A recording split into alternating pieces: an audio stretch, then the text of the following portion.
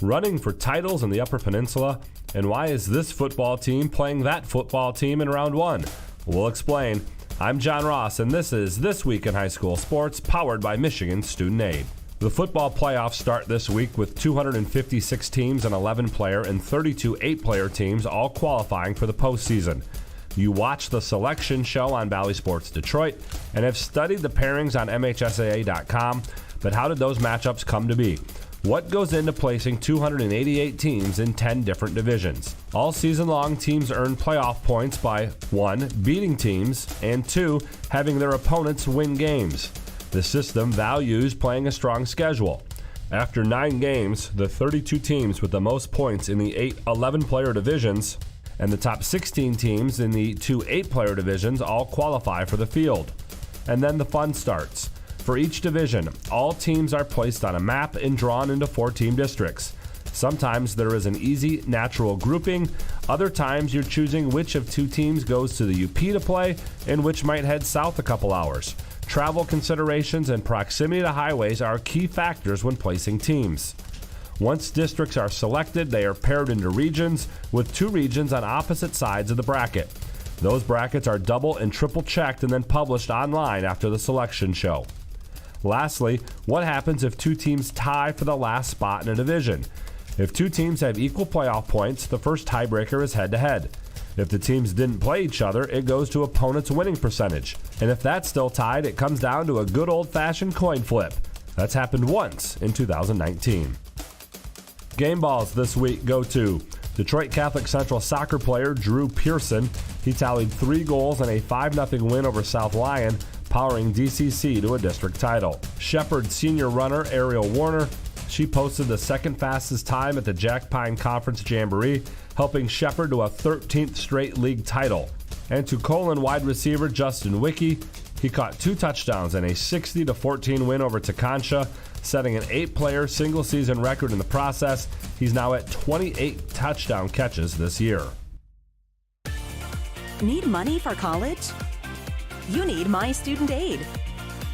My Student Aid is the go-to resource that helps Michigan families find money to pay for college. Plus, they'll guide you through the financial aid process and answer any questions you have. For grants, scholarships, and more, connect with My Student Aid, helping make college affordable for everyone. Learn more at michigan.gov/MIStudentAid.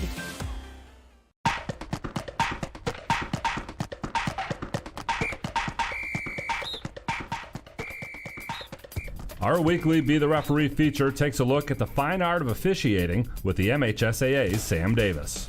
You know, cross-country regionals are this weekend, and the top 3 teams will automatically qualify for the state finals. If a school finishes 4th in the regional meet with 4 or more runners in the top 20 places and 8 or more complete teams finish the race, that school will also qualify a team for the final meet. But what happens if there's a tie between 2 teams? When there is a tie in team scoring, it shall be resolved by comparing the 6th place finishers from the tying teams. The team with the best 6th place finisher shall prevail. If one team does not have a 6th place finisher, the team with the 6th place finisher shall prevail.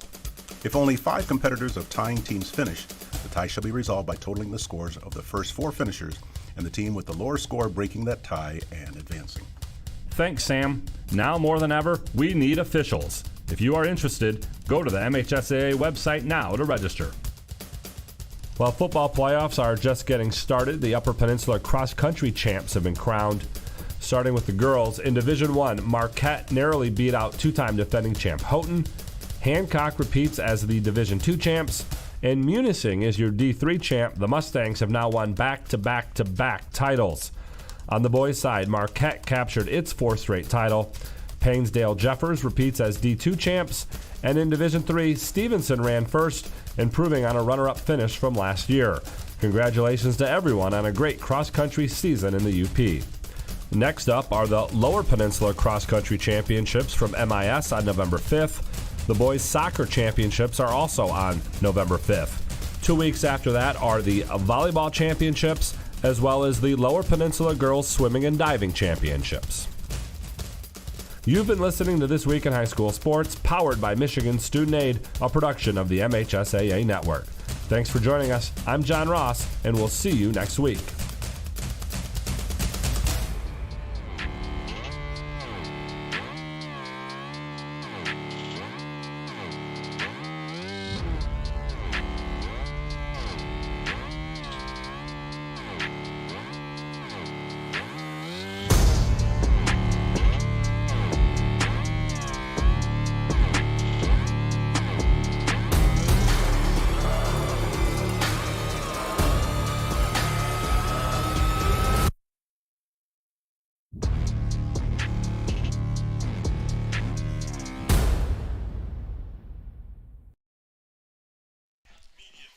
Good evening, West Michigan football fans. It's that time of the week again.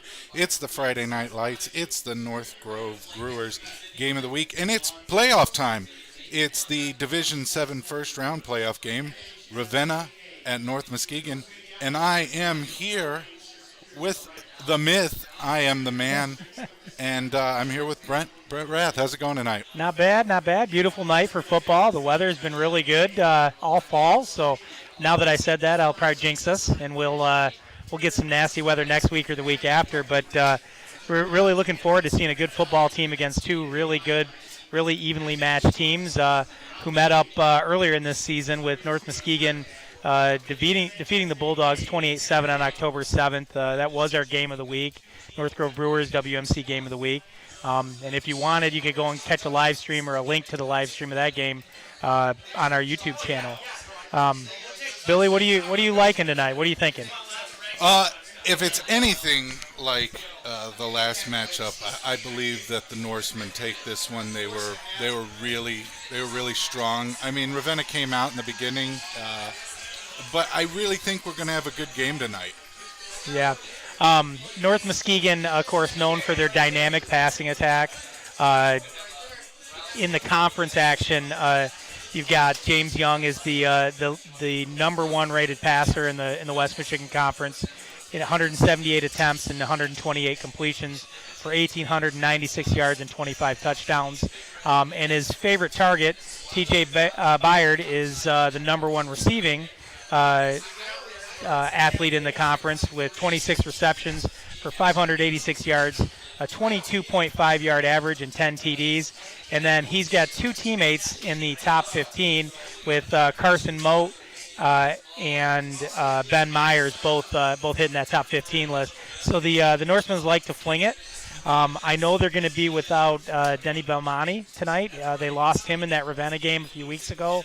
I talked to Cody Liverance, North Muskegon teacher and athletic guy, earlier before the game. He said that Denny's knee was getting better, and they thought they might have him back by next week, but they didn't want to risk it this week. So.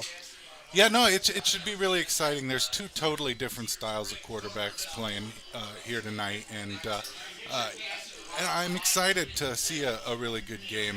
We got one that likes to hit the ground running hard, and and the other that definitely flings it through the air. And as long as he doesn't try to be a hero, I really think that the Norsemen can take this one tonight. Probably a lot of Bulldogs here that would not be happy with saying that, Billy. They probably wouldn't, but I mean, I call it how I sees it. I tell you, I would like to see somebody gritty, though. Yeah. Gritty on the field, huh? Oh, yeah. So, talking about gritty, I think the Bulldogs are led by their quarterback, who is gritty, not grittying. Hunter Hogan, who, like you said, it's a little bit of a different style than maybe North Muskegon, but he just seems to do everything for the Bulldogs. QB on the defensive side, like kicking, playing soccer, playing volleyball. I don't know what that kid doesn't do, but Hunter is a big piece of that, and but they like to keep the ball on the ground. They don't throw quite as much as North Muskegon. I think if Ravenna wants to win this, they're going to have to play some really solid defensive football and really try to slow North Muskegon down. If they can contain him, they'll take it. If they can't, I think he'll run. He could run all over them. Yeah. Again, he's a great athlete. We did a profile of the week on him, and I was just amazed at how many sports he plays. I don't think I've ever seen a kid play that much. Yeah. And it should be exciting. I mean, for those of you, unfortunately, we're not streaming the video, but I mean the crowd it's packed. It looks like some fresh paint on the numbers. The sun is setting.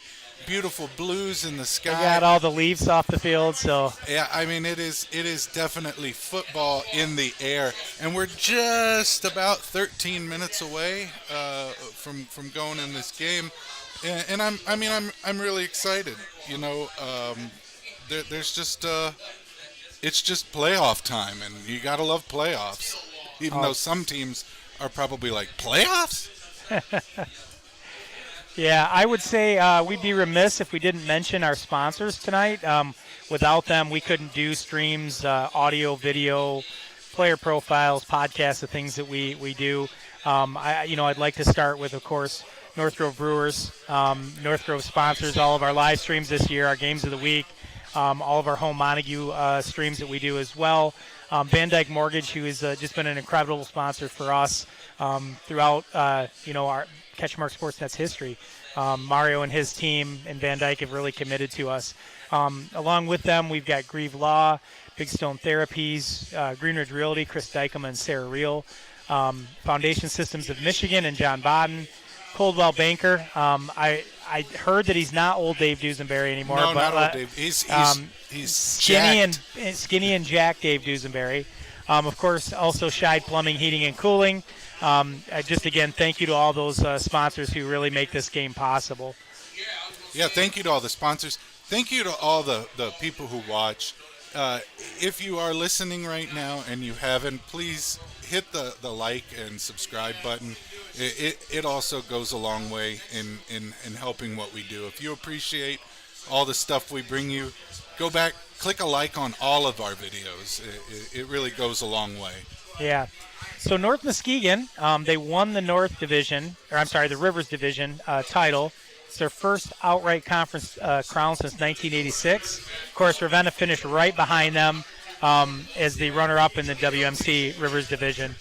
Last season, Ravenna swept North Muskegon, beating them 17-6 in Week 7 and 7-6 in the first round of the Division 7 playoffs at Citizens Field in Ravenna. So the Norseman is probably looking for some payback this year, Billy. Yeah, it definitely seemed, and it seemed that way the last time they played.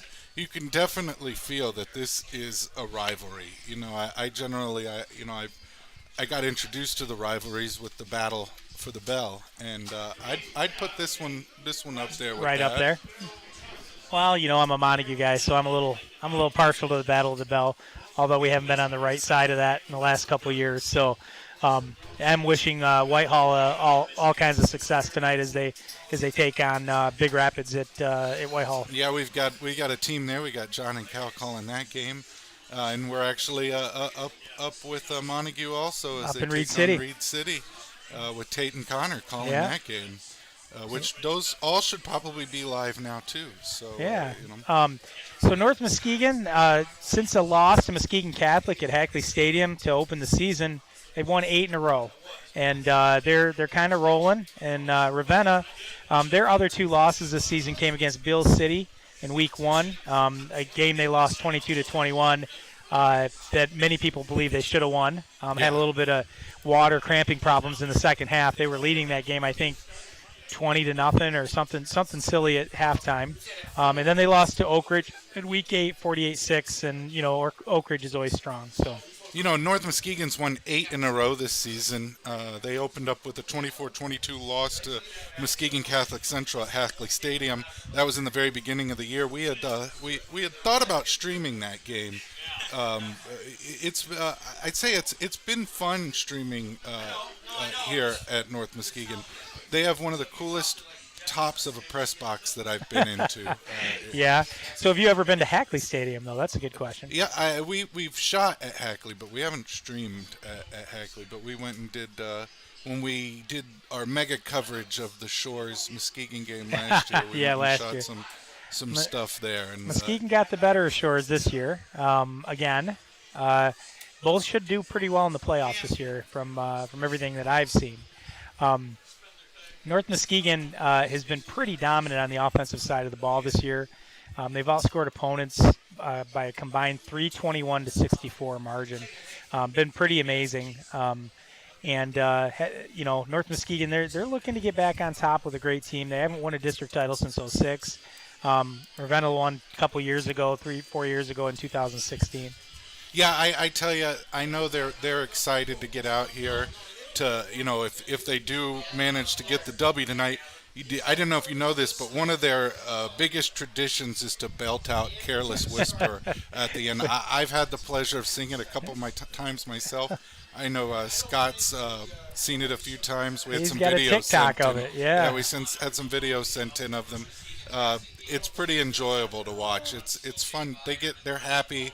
You could tell that they're excited from the win, and I'm not sure how they got turned on to that song. It's a little before many other times. So yeah, it's probably like ironic or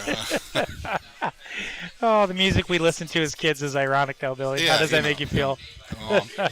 I knew I felt older when the songs I listened to in the 90s are now on the classic rock stations. Yeah, that's pretty bad. That is pretty bad. So I know you did the catch-up or the CatchMark. Why can't I think of our own content? Your picks. Yes, the You can't remember either. the on the mark. On the mark. Thank you, on the mark. Billy. Get set, go. Goodness, we're not very good. Who'd you have in this game? I picked North Muskegon in this game. Who did you take in the Whitehall game? Whitehall. And then our other game that we're broadcasting, Montague Bills or Reed City. Who did you take? I took Montague. Some might say that was a bold choice. Yeah, that would, if this was game day morning, I'd be like Rich Eisen putting on the old wolf hat. Lone wolf. The Wildcats, they just have not been able to kind of turn it on this year. I'd probably be a little surprised if they walked out of Reed City happy, but surprised, with a win. But stranger things have happened in the playoffs, and there's been Montague teams that have had okay records and had a real good playoff run. You never know. It's any given Friday, right? I mean, NFL every given Sunday. College any given Saturday, high school any given Friday, right? Yep. I mean, you might have an any given Saturday tomorrow. That's true. So Halloween coming up. What you got any big plans? The kids dressing up as anything? Yep, my daughter. Right now they're doing some trunk or treating. My daughter is JoJo Siwa's cat. A very specific costume. I think her friend is JoJo Siwa, so they're like so going she's as the cat. that makes sense. A pair. That makes sense. And then Liam has been dying to be a football player. So is he a Lions football player? No, he's a Miami Dolphin. He is decked out head to toe in Dolphins gear. He's got his number on his back, just like his dad's, and he's got the helmet and everything, and he's just ready to go. Well, yeah, his favorite thing to say is, "I'm gonna downset Hut. I'm downset Hutting, Daddy," and he'll downset Hut all over the house. So are you taking him? I know you're headed to the Dolphins-Lions game on Sunday. Is Liam coming, or are you leaving him home? No, that's still I can't wait till I can start doing that, but this is still a me and my dad thing. So, oh, nice. Yeah, we go see a game when, not during the COVID time we didn't, but we try to see a game that's close. I've been to Cleveland and Green Bay and Ford Field now, and I think it's gonna be fun. It's a trap game for Miami, but I don't know. The Lions are 1-5. They're not looking great. They seem to put one half of football, not one half, but one side of the game. Either one week they're great offensively, the next week they're not good offensively, but they're good defensively. So if they could put the two halves together, I think that they could be a pretty good team. But yeah, no. I mean, like I said, I love the Lions too. I couldn't. I don't root for other teams, but if I had to have a AFC and an NFC team, I'll pick the Lions as my NFC team. I hope they start winning after this weekend. I'm looking out at the field. The numbers are on, like you said. The field just looks great. I've always loved this stadium. I love how it's nestled right in the middle of town. It does make for some interesting parking situations.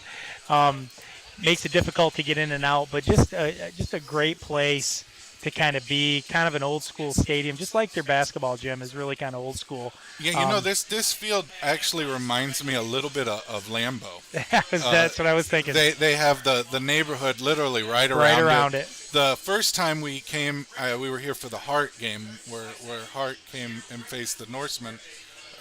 There's a house right over behind the end zone. They were grilling. It was almost like they were pre-gaming right there in their house. And when we took the drone up to get the pre-game drone shots, you could see the lake. I mean, it is a Great beautiful spot. view. I mean, Yeah. amazing spot for a stadium. You know, And we're just about 3 minutes out now from some football action. Excited to get going here. So we'll talk a little bit about the winner of this game is going to have possibly a tall task in perennial state powerhouse. Ithaca is taking on Lake City tonight, and the winner of that game is who the winner of this game will meet. Ithaca, of course, if you're anything about small school football, they are a perennial powerhouse in the state of Michigan. So they're 8-1.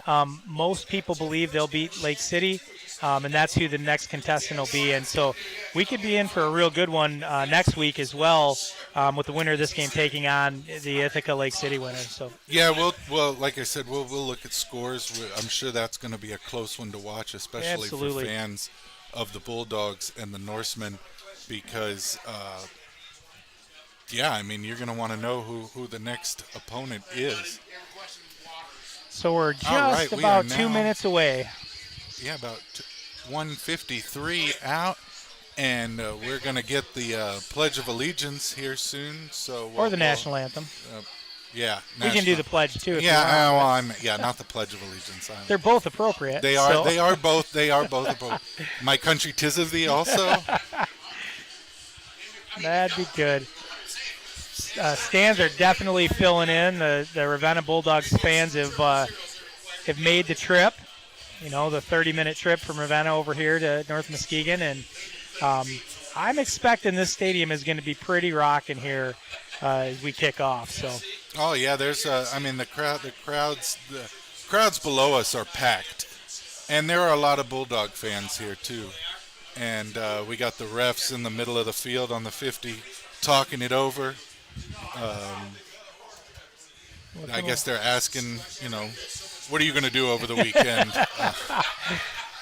Are you going to the Miami Dolphins-Lions game? Who's going to win? What time is that game on Sunday? It's on my favorite time for football, Sunday night? the 1 o'clock game. Oh, 1 o'clock game. I am a Perfect. 1 o'clock game I like fan. I like 1 o'clock games. Primetime games, they're overproduced and way too many television ads and go on way too late at night. They do. They last a long time. I'm too old. I can't stay up late enough. I stay up late, but So how long have you been a Dolphins fan?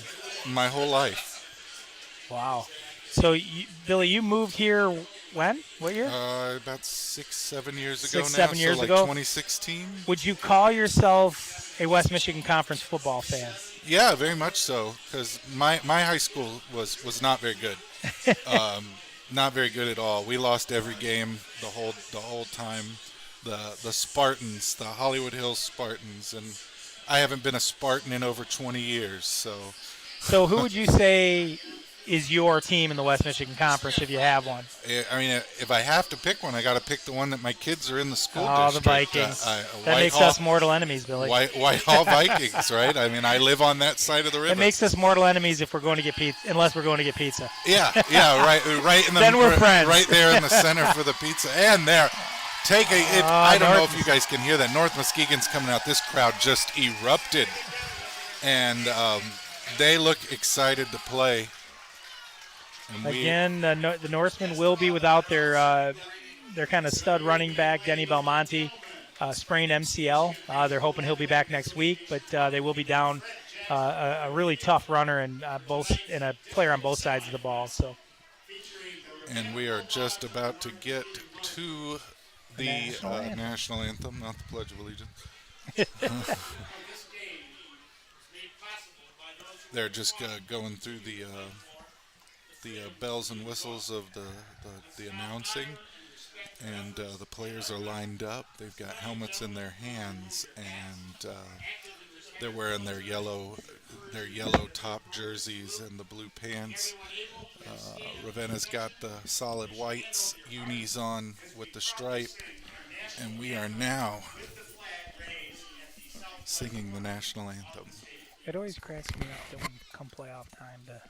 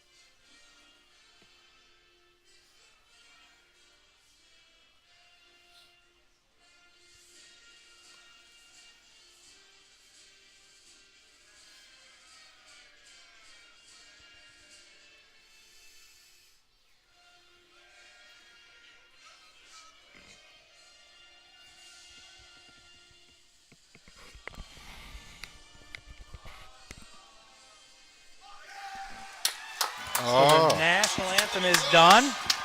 Yeah, we had we had students in the crowd singing along and getting excited.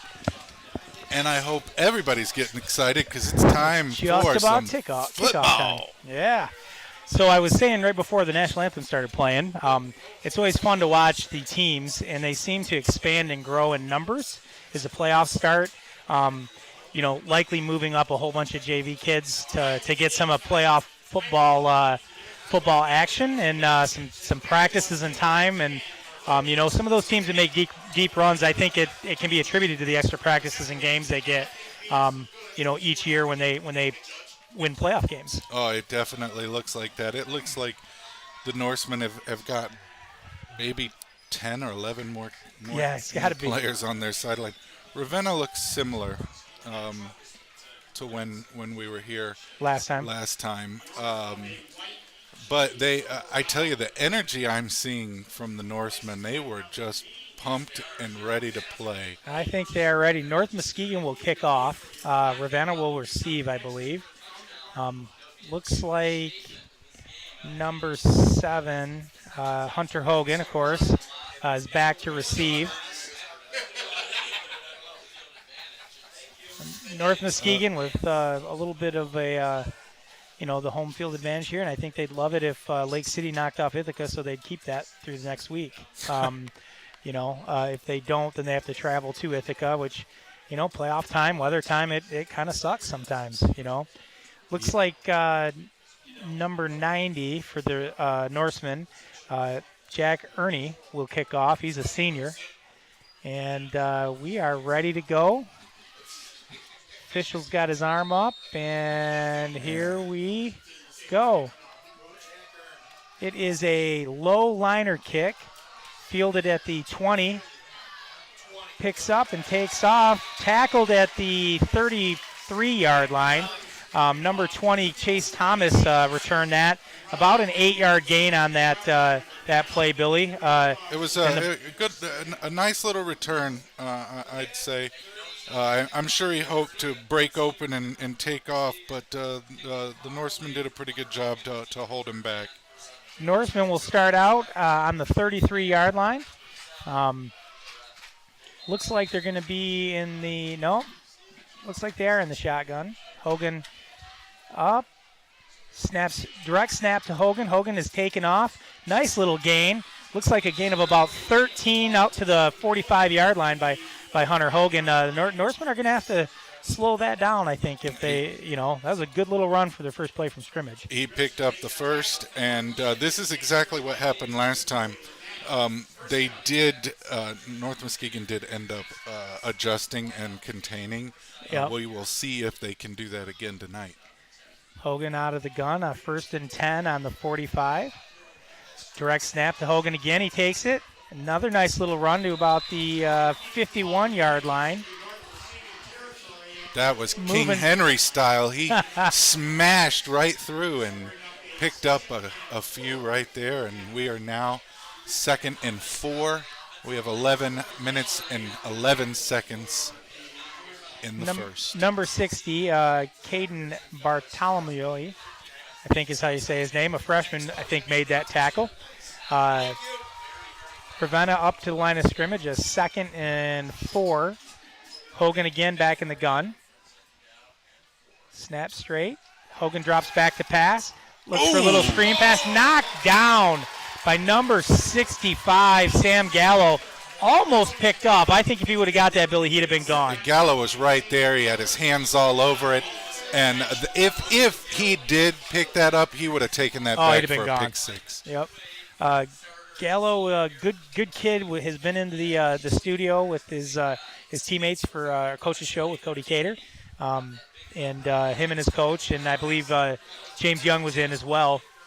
Ravenna's got 3rd down and 4. Hogan again in the gun. Snap direct to him. Keeps it himself. Not a lot of room. Yeah, he is not. Shut down in the middle of the field.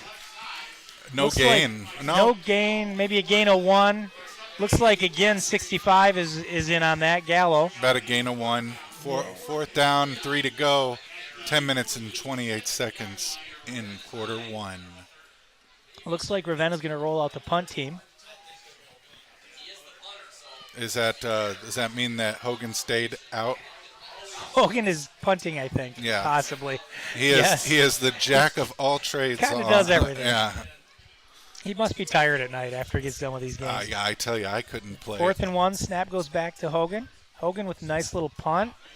Nice punt. Fielded at the 10-yard line by number 12. Bobbled. Little bobble He moved there. up the line. Oh, big hit on the sideline. Number 12, Alec Newville, tackled by the Bulldogs on the sideline after a gain of about 6 or 7, I think, on the return. Really nice punt by Hunter Hogan. So it'll be North Muskegon ball on about the 23-yard line, and we're going to get to see the Norseman offense here, Billy. Yeah, we're gonna. I'm excited to see if he drops back and just launches one right off the bat. Just takes a shot. 1st and 10 on the 23. North Muskegon snaps the ball. Young looks to the sideline, rolls out.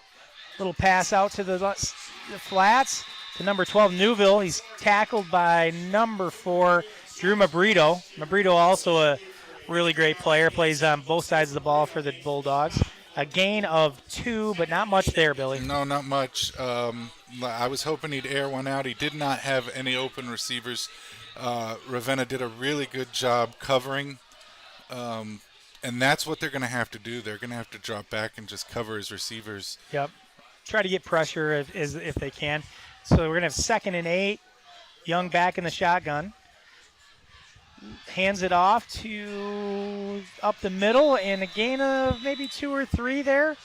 Yeah. Brought down by a pile of Bulldogs. Again, Ravenna not fooled. They're right there waiting. No, the defense is definitely stepping up to do their job. We're about 3rd and 5, 8 minutes and 50 seconds to go in quarter 1. And here they go, lining up for the next snap. 3rd and 5. Young again in the shotgun. Looks like he got, I can't make out the number. Running back off, just right off to his right.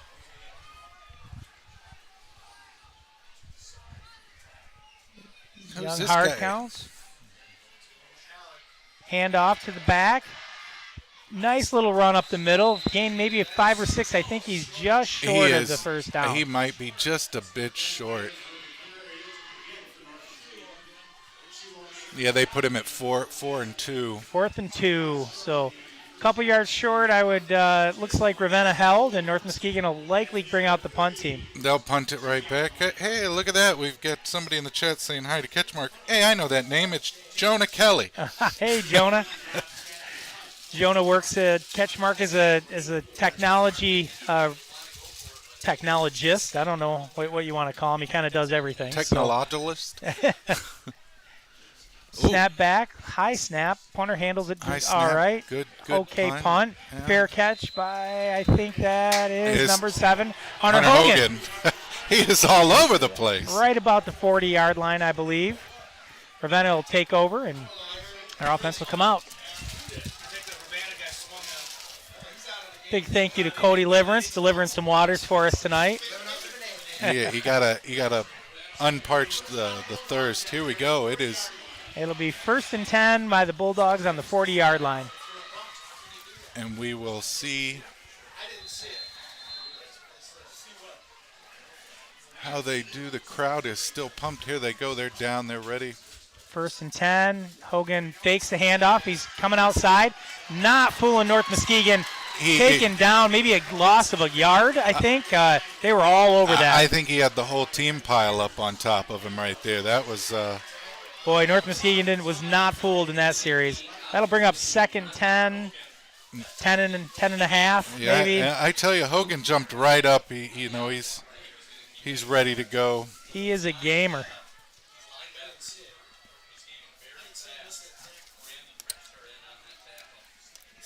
So 2nd 11 for the Bulldogs. Hogan's likely going to be in the gun the whole night.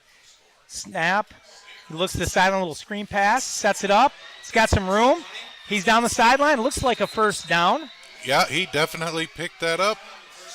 number. Can you read his number, Billy? Number 20. Yep. Number 20. Chase Thomas. That was a good little run, good little screen pass out there. Yeah, he was open. He took it. He got his yards. It's now about 6 minutes and 53 seconds in the first. It's a 1st and 10 Bulldogs on the 49-yard line. North Muskegon looking to the sideline, trying to get the call, signal. Hogan out of the gun again. Ravenna, low snap, hands the ball off to number 4, Drew Mabrito, and not much room up the middle, taken down by a host of North Muskegon Norsemen. Comes up limping a little bit, Billy. That would not be ideal. You do not want to have that happen this early on. Definitely not. They called that play. They were right there. They were all on top. Yeah, they weren't fooling anybody.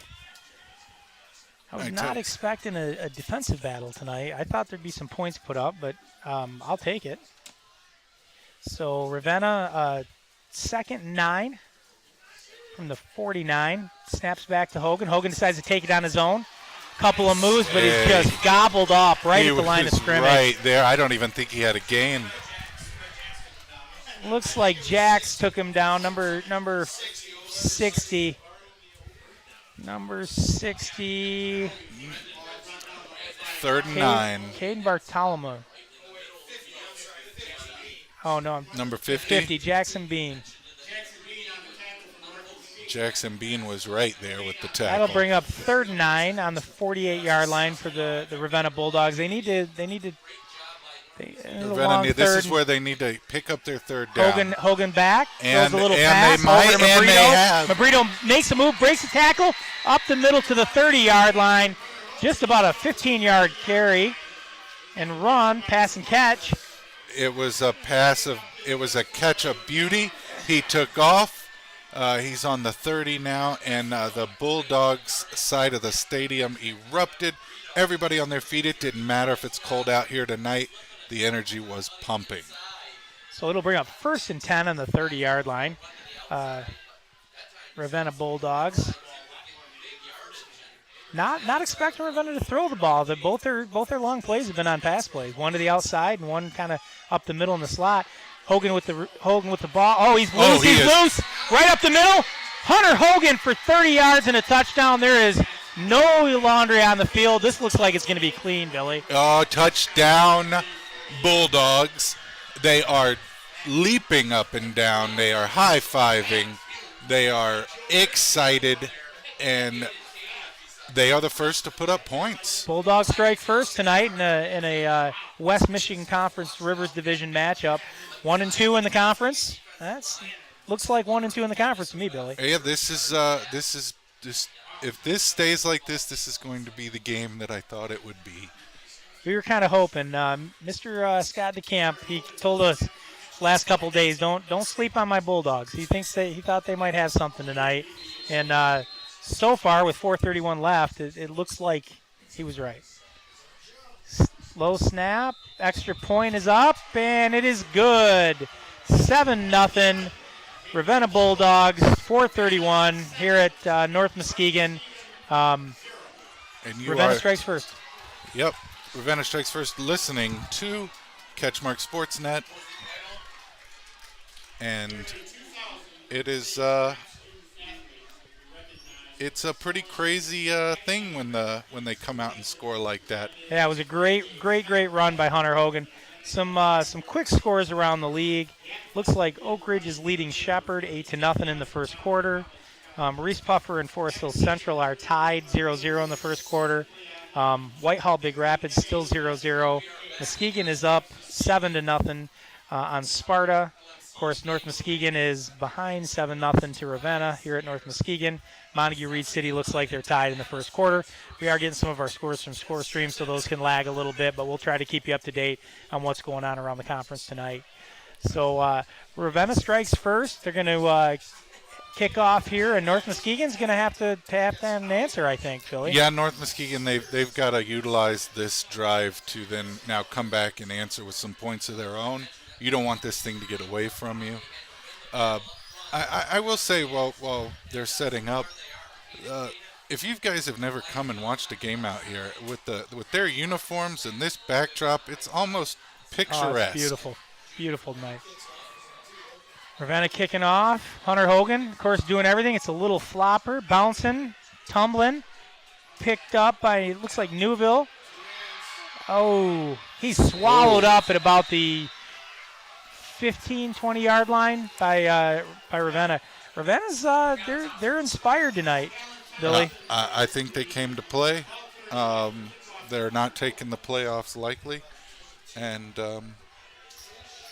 they're showing it. A little bit of football playoff history at Ravenna High School, I think. They made some deep runs.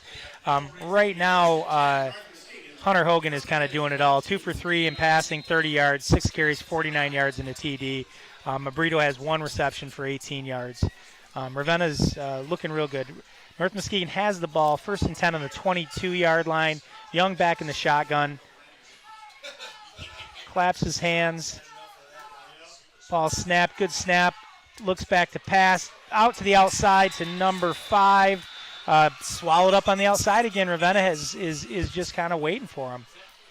Yeah, they're definitely they've studied their film. You could tell they're adjusting really well, and the coaches over here in North Muskegon, they're going to quickly be trying to make some adjustments of their own, I'm sure. Absolutely, for sure. It was Carson Mote on the reception on the outside. Gain of 2. North Muskegon back up to the line. 2nd and 8 on the North Muskegon 24-yard line. They did get a couple. It didn't look like they got a couple from where we were sitting. Young back in the shotgun. Good snap. Takes a couple step drop. Looks to the outside.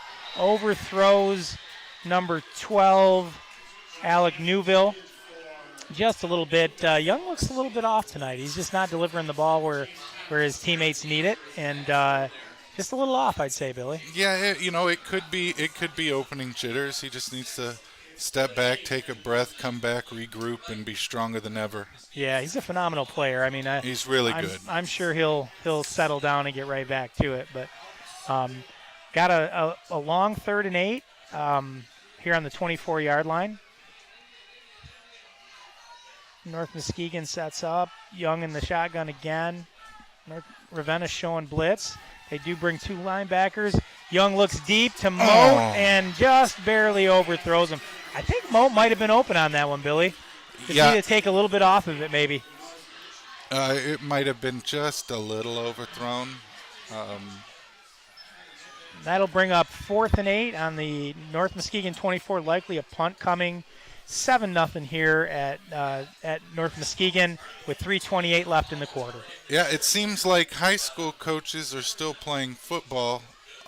You see a lot of NFL coaches now playing Madden. They're going for it on 4th. They're not punting. You're talking about the Lions, aren't you? The Dolphins do it a lot, too. I don't know. A false start, possibly. False start for North Muskegon. It's going to back them up a little bit here. On the punt. I'll bring up 4th and 13, make the punt just a little bit more difficult. Unforced penalties can kill you sometimes. So I hadn't seen a lot of penalties yet. That might be the first one, I think. Might have been the first one of the night. Yeah. So 4th and 13 on the 19-yard line. North Muskegon, good snap out to the punter. Gets a good foot on it. Nice high punt, a little bit short, fielded at the 50, fair caught by Hunter Hogan. Now you see that's where the flag got him. A very similar punt to their first one. They were back on the 40, now they're on the 50. Absolutely. So And good field position. Looks like it'll be the 49-yard line, the Ravenna 49. Excited to see how they adjust to Hogan's run and score from the last drive. And Hogan looking to the sideline, trying to get the sign. Know what to call. 3:21 left in the quarter. 7-0 Ravenna. 1st and 10 at the 49-yard line. Hogan back in the shotgun. Ravenna about to snap. Snap direct to Hogan. Hogan takes it again. Big push by the line. Wow. Moving the ball. About a 5-yard gain there for the Ravenna Bulldogs. Looks like it's going to bring up about 2nd and 5. Hogan, again, just being a workhorse, doing it all. Yeah, he had a lot of help from his team that time, but if they can all band together and get 5 on every drive like that, they'll... Well, they got North Muskegon thinking pass, and then they're just going to run it right down their throat. Yeah, well, I mean, Next they always say you need a good run game for a pass game and vice versa. So I like that Hogan is opening it up with a little pass. Snap to Hogan, hands it off to Mabrito. Mabrito, a nice little move. Looks like a gain of 2 or 3 on that. Looks like it'll probably bring up 3rd and 9. 3rd and 4? 3rd and 4. They called him down, spotted a little bit behind, didn't give him the reach. Yep. He reached out, but they got him right where his knee was. His knees went down. Yep. So. 3rd and short, not as short as they probably would have liked. No, but the crowd is loving it. They are excited. Yep, North Muskegon 44. Hunter Hogan back in the shotgun. Looking to the sideline, adjusting. Mabrito moves out of the backfield. Hogan moves up. Good snap. Hogan keeps it himself. Run forward. Ooh, good little run up the middle by Hunter Hogan. Definitely got Gets the to first about the 37-yard line. Nice little 6-yard run by Hunter Hogan. The Ravenna line is giving a good push up front. They're making some holes, man. They're definitely opening up the run game for him. They're pushing him through when he needs the little extra oomph. And all that momentum right down the middle, the line push, and he just kind of flows in behind it, makes the right decision. 1st and 10 for the Bulldogs again to Hunter Hogan. Another hole, another big hole. We got a flag on the field. Hogan out to about the 29-yard line, but this is likely a hold, possibly coming back.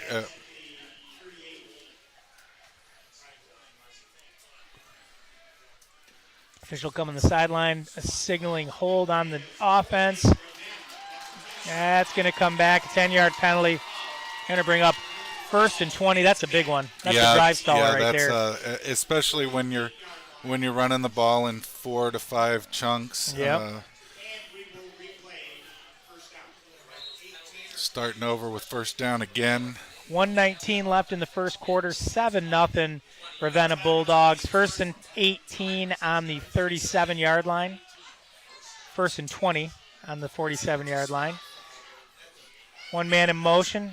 Hogan hands it off, and number 20, nice little run. Looks like a gain of about 9. He definitely picked up about half of it almost. Good run by number 20, Chase Thomas. Where they mark him. That's the way to start out when you've got 1st and long. They got about 8 or 9 back on that, and wow. 37 seconds left in the first quarter. 7-0 by the Ravenna Bulldogs into North Muskegon territory on the 39-yard line. 2nd and 13. Hunter Hogan back in the gun. Rolls out to his left. Chucks it long downfield. Oh, just over the head. Just a bit overthrown. Just over the head of number 20, Chase Thomas. He might have been open. Hogan made a good effort down there. That's bold on 2nd and 13 to take a shot downfield, you know. Yeah, no, it was again a little overthrown. I think if it would have been more on target, he was open. He was open. That would have definitely been 6 more points on the board. Hard to run to your left as a right-handed quarterback and deliver a bullet. I mean, I know the NFL guys do it all the time, but that's a tough throw. So yeah. So 3rd and 13 on the Norseman 39-yard line. Hunter Hogan back in the shotgun. Crowd is going. Good snap. Looks like Hogan. A blitz by North Muskegon. Sack. Number 32, Drew Bartas takes Hogan down for about a 4-yard loss, 3 or 4-yard loss. Sacked. I mean, he was right there. Wham! Great defensive call. That's going to bring the first quarter to a close. What a North way Muskegon to end the first quarter with a North Muskegon shuts them down on third down, but Ravenna leads the ball game 7-0 at the end of the quarter here at North Muskegon Field. Number 1 versus number 2 in the West Michigan Rivers Conference. And what a game we got, Billy. Oh, it is an amazing game. We thank you for tuning in to CatchMark SportsNet. We love bringing you all the high school sport action. And it wouldn't be possible without viewers and listeners like yourself. And it especially wouldn't be possible without sponsors. I want to give a shout out to our sponsors, Grieve Law, Big Stone Therapies, Green Ridge Realty, Chris Dykema and Sarah Reel, North Grove Brewers, Foundation Systems of Michigan and John Botten, Coldwell Banker, David Dusenberry, the ripped David Dusenberry, Scheid Plumbing, Heating, and Cooling. And a special thank you to our title sponsor, Van Dyke Mortgage Lakeshore. North Grove Brewers, wonderful place to go get something to eat if you're ever in Montague and listen to some tunes or play some cornhole outside if it's warm. They have really good drinks, Coca-Cola. They have great sandwiches. So Ravenna's going to start. Looks like they're going to punt the ball 4th and 17. Hogan punts a short one off the side of his foot. Looks like it's going to go out of bounds about the 19-yard line. North Muskegon will take over, and we'll get to see this North Muskegon offense again. Yeah, they're coming back out again. They're getting another chance to make some adjustments. The defense, they bailed them out there. I know getting the flag didn't help, but the Norsemen were there to put a stop on them coming back from that after they'd picked up about 9 after the penalty. Yeah, it's offensively, it's been mostly Ravenna so far tonight. North Muskegon's had trouble moving the ball, but they're going to give it a try right here. 1st and 10 on the 18-yard line. A snap to Young. He's going to keep it on his own. Out to the outside, a little cut inside. Ravenna's all over it. A gain of maybe 2, maybe 1 or 2. 1 or 2. We're at 11:54 here in the second. Ravenna is leading over the Norsemen 7-0. 2nd and 8 to go. On the they're about on the 20-yard line. Yep. Yeah, Hogan's been all over the place. 9 attempts for 58 yards, 6.4 yards rushing, 1 touchdown. Chase Thomas 1 for 8, and Drew Brito 2 carries for 2 yards. Hogan also added 2 completions for 30 yards. And North Muskegon with the ball. Snaps back to Young, hands off. Ooh, nice tough run up the middle. Way it really hit the hole. Tristan Thomas with the carry. Really nice carry up the middle. Going to give him about maybe 3 to 4 yards. Got 3rd and short, 3rd and 4. 3rd and 4 to go. It's going to be on the 24-ish yard line, 25, 24-yard line. Super important to get this 3rd down. Yeah, I think North Muskegon needs to convert just to gain some confidence, Gain some confidence and get some roll. Young is back. Snap back to Young, hand it off again.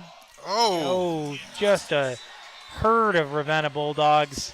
Gobbled them up. Maybe a gain of 1 on that, Billy? Yeah, it's probably about 4th and 4. No gain. No gain. On the 24, 10 minutes and 12 seconds to go. Ravenna. Is this what you expected, Billy? 7-0. No. I didn't either. I really thought North Muskegon was going to have a good show of it, and they've just struggled. A lot of football to be played, but they've struggled offensively so far. Ravenna's kind of had their number defensively. Ravenna looked really good last time, but it faded pretty quickly in the first, and the Norsemen took over. So punt, good, little bit of a low snap.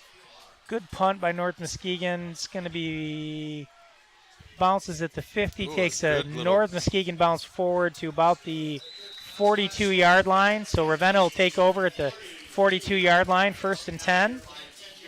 Again, North Muskegon unable to get that 1st down and just having trouble moving the ball. No, in sometimes offenses can get into that little slump, but they know that they can depend on their defense to come out, get the stop, get them the ball back, make some adjustments, and they're only down by one score. Oh yeah, this is still definitely going to be a battle. could be setting up for a classic game come towards the end of this. So Ravenna, 1st and 10 on the 43. Mabrito in the backfield. Hunter Hogan out of the gun. Snaps to Hogan. Hogan's going to keep. Flag. Looks like a false start on Ravenna.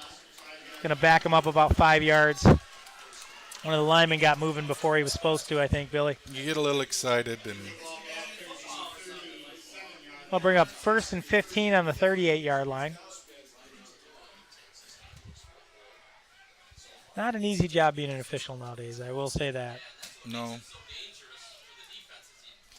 I know there's a shortage of officials around the state, and encourage anybody out there to go do it. It's a rewarding thing, and we wouldn't have football without officials. So 1st and 15, Hogan in the backfield. Hogan quarterback. Takes the snap, he rolls outside, not sure what to do, and throws it away. Is he going to get some intentional grounding with I that? think it's going to be I think it might be late. I'm not sure. I mean, I didn't see a Could be receiver one in of the three. area. Could have been one of three things. Either a late hit outside. Did he not get back to the line of scrimmage? I don't know. Could be a grounding, could be a hold. Hogan got whacked out of bounds, too, so I don't know. I'm not so sure it couldn't be a personal foul either. Oh, a late hit? Late hit, yeah. They're talking it over right now. He's got a meeting of all of them. All the officials huddled up. Picked up the flag, and there is no penalty on the field. Play. 2nd and 15 to go on the 38. Ravenna will be back with the ball. 9 minutes, 29 seconds. In the second. The weather feels good.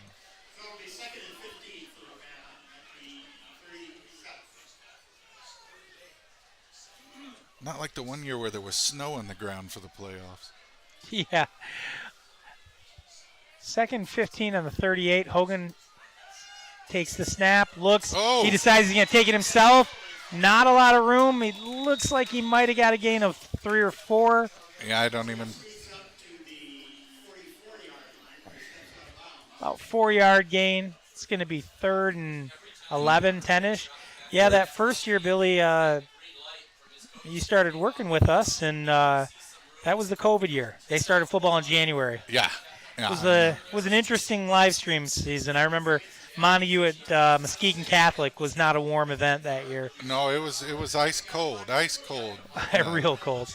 That Montague versus Montrose. That was foot of snow on the field. Yes, there was. So 3rd and 11 on the 42, 9:24 left in the quarter.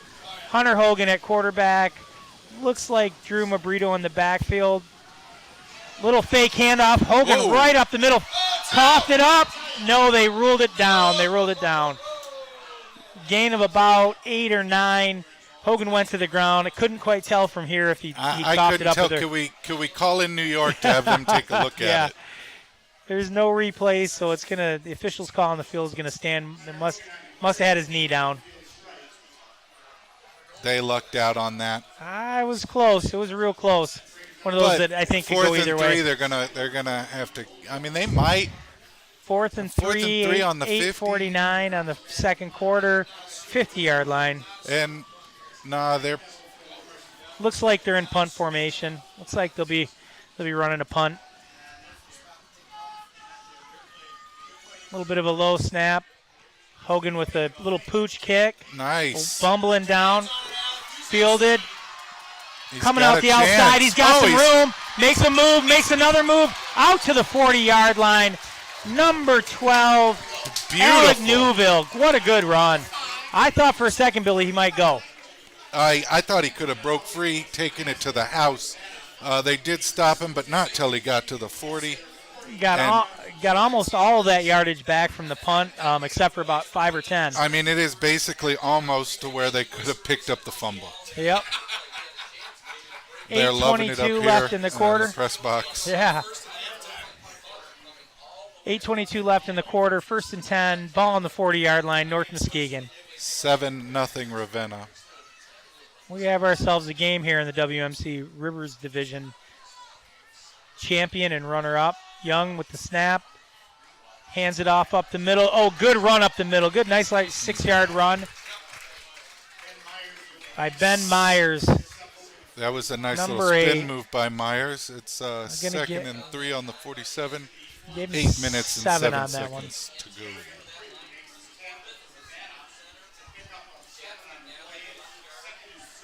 Be good to see North Muskegon get a first down here, get some momentum and get the ball moving. Ravenna's kind of had their number defensively. Been really tough to move the ball against the Bulldogs tonight. Yeah, this is the first time tonight I'm seeing the offense get some momentum here. They just have to keep it up. Young in the back, looks to the coach, stands tall, claps, looks to the outside, throws it deep. Oh, good breakup by number 11, Luke Christensen. Wonderful defensive play there because I think Moat was open. Yeah, he leaped up, he knocked it out of the air. He doesn't make that play. I think Moat probably grabs that, and there was nothing between him and the end zone. No, it looked really good. He reached up, he jumped it. It almost looked like one of those one-handed catches. Yeah. But he batted it down, and it was incomplete. Great job defensively by the Ravenna Bulldogs. 3rd and 3, 7:27 left in the second quarter on the 46-yard line. North Muskegon looking to get the first down and move the chains. Young set back. Snaps, rolls to his left. Looks down the field, back to Moat. Wide open, Moat catches it. About a 40-yard gain down to the 10-yard line. There is laundry on the field. I'm not sure what the flag was. Likely pass interference. There is a flag down. Carson Moat with a wonderful catch. James Young delivered that ball perfectly to Moat up the middle. They're all moving forward, so I don't think it's against the Norsemen. Probably going to be a pass interference. Flag was picked up again. No, I think they declined it. North Muskegon ball after the big play on the 17-yard line. So just when you're saying they need a first down, they go and rip off about 40 yards. Yeah, that through the air, beautiful pass. Great pass by Young, great catch by Moat. Moat's had a few really spectacular catches this season. So North Muskegon 1st and 10 on the 14-yard line, 7:04 in the second quarter. Young back, hands it off, reverse. Looks like around the left side, number 8. He's in. Number 8. Touchdown, Ben Myers. Norsemen. They have now tied this game up. Well, after I don't want to say it too soon. They got 6-7. The point is not necessarily a gimme. That is not necessarily a gimme, especially in high school football. Yeah. NFL, a little more normal. Depends on who your kicker is in the NFL. What a great play call by the North Muskegon Norsemen. A little misdirection, and Ben Myers moves out to the left side and scampers in for the 17-yard touchdown. Extra point snap is up, and it is good. And we have a tie ball game here, Billy, 7-7. I just had a feeling that the kicker was going to make that. It is now 7-7. 6:55 in the second, and it is a tie ball game. So take everything. You got your momentum now.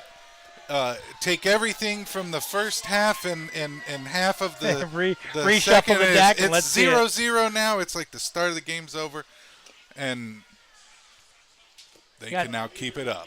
Got some score updates for you here. End of the first, Whitehall 7, Big Rapids 0. Cardinals defense is making the Vikings earn it, according to the CatchMark SportsNet Twitter page. Fruitport looks like 16-14 Fruitport with 2:47 remaining in the first.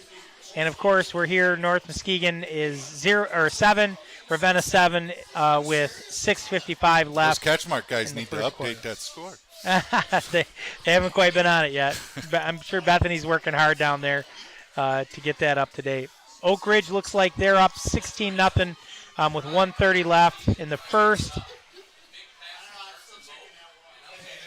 West Michigan Conference looking pretty good. Reed City is leading Montague Looks like 8-0 with that first quarter over there as well. Hey, see, I tell you that. North Muskegon kicking off. They kick an onside, bouncing like around. Number squibber. 20 picks it up. Oh, he's got room. He's got room. Was he taken down by the kicker? 20, Chase Thomas, I think was tackled by the kicker. Had a really good head of steam, made it down to the 45-yard line. Ravenna with 6:46 is going to start with some really nice field position. Boy, I thought he might go all the way, Billy. He had one guy to beat. Great tackle there by North Muskegon to save the longer run. They took him by surprise with that one. It was Ravenna 1st and 10 on the 44-yard line. Hogan again in the shotgun. Ravenna looking to answer back. Snap to Hogan. Hogan up the middle, a little move. He's got a big gain. Looks like a gain of about 10, maybe the first down or just short of it. Really nice run by Hunter Hogan. Yeah, you thought Hogan was going to go down before the first, and he laid into it, and he picked it up. It plowed through. It's just hard to know what to do with Ravenna, you know. Like, is Hogan going to pitch it out? Are they going to try a reverse? Is Hogan, he's such a good runner that he can keep it and take it, and they've had a lot of success up the middle of the field. So 2nd and 1 on the 34-yard line. Hogan in the gun. He's going to take it himself again. Push forward. Not this time. I think he got the first down. He got a yard and got the first down. I think that's all they were looking for there. Yeah, I think number 77 of the Norseman hopped up and waved his finger in the face. No, no, no. Number 77, Garrett Galdine, made that tackle, holding down the middle. It's going to be 1st and 10 on the 33-yard line for the Ravenna Bulldogs. 5:49 left in the first half. Tied here 7-7. What a game so far tonight, Billy. It is pretty exciting.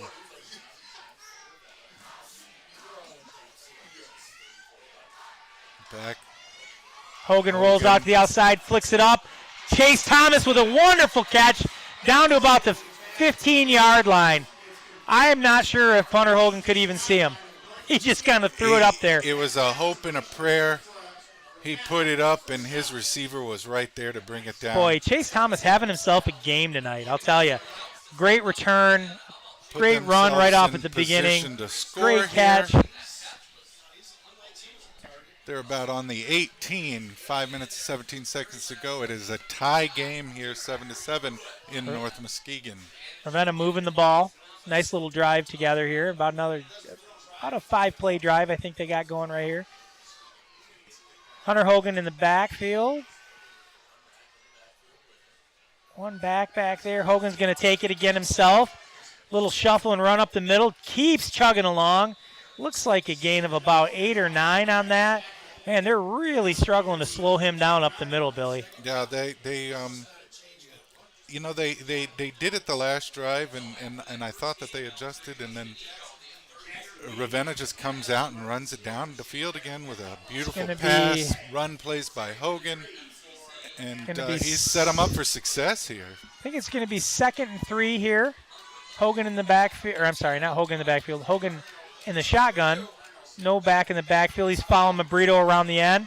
Going to get some space, and I think he got the first down. Looks like the officials got a yard or two there, and it's going to be 1st down Ravenna Bulldogs. And what's crazy about that is he's in the shotgun, and then he just takes it and just takes off. Yeah.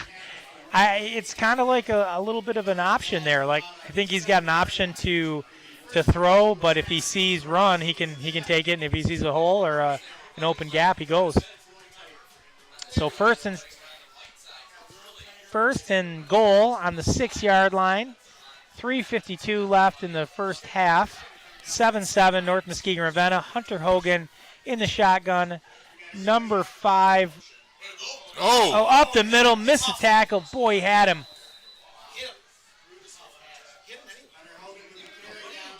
Yeah, number 4 there was upset that didn't happen for the Norseman.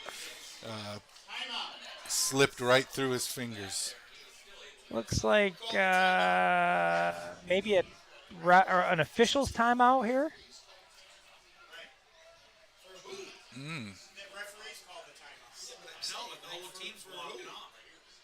Now, the referee called a timeout for what? I got a little bit of confusion here.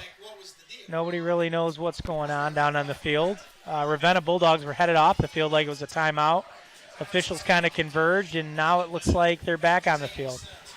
3:22 left in the half, 7-7, 2nd and 3, second goal. Now we've got a flag up. Crowd's going.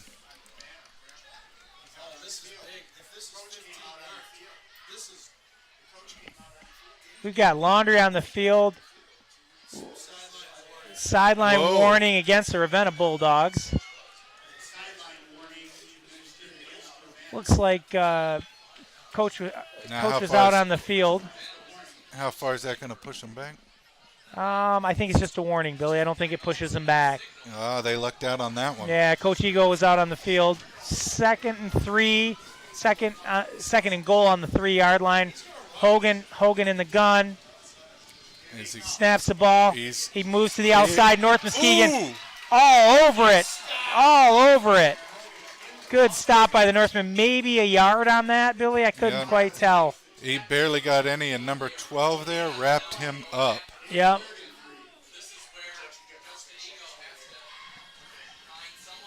If you're just Looks tuning like in, we got about 2 minutes and 33 seconds in the second. It's tied 7-7, but it is on the 2-yard line, and Ravenna is looking to push it in to take the lead. I think Ravenna's got to go in a different direction. I think North Muskegon knows Hogan's coming, and they got to do something different. I might look for Chase Thomas somewhere, but Hunter Hogan in the shotgun. He's going to take it himself again, and North Muskegon is not fooled.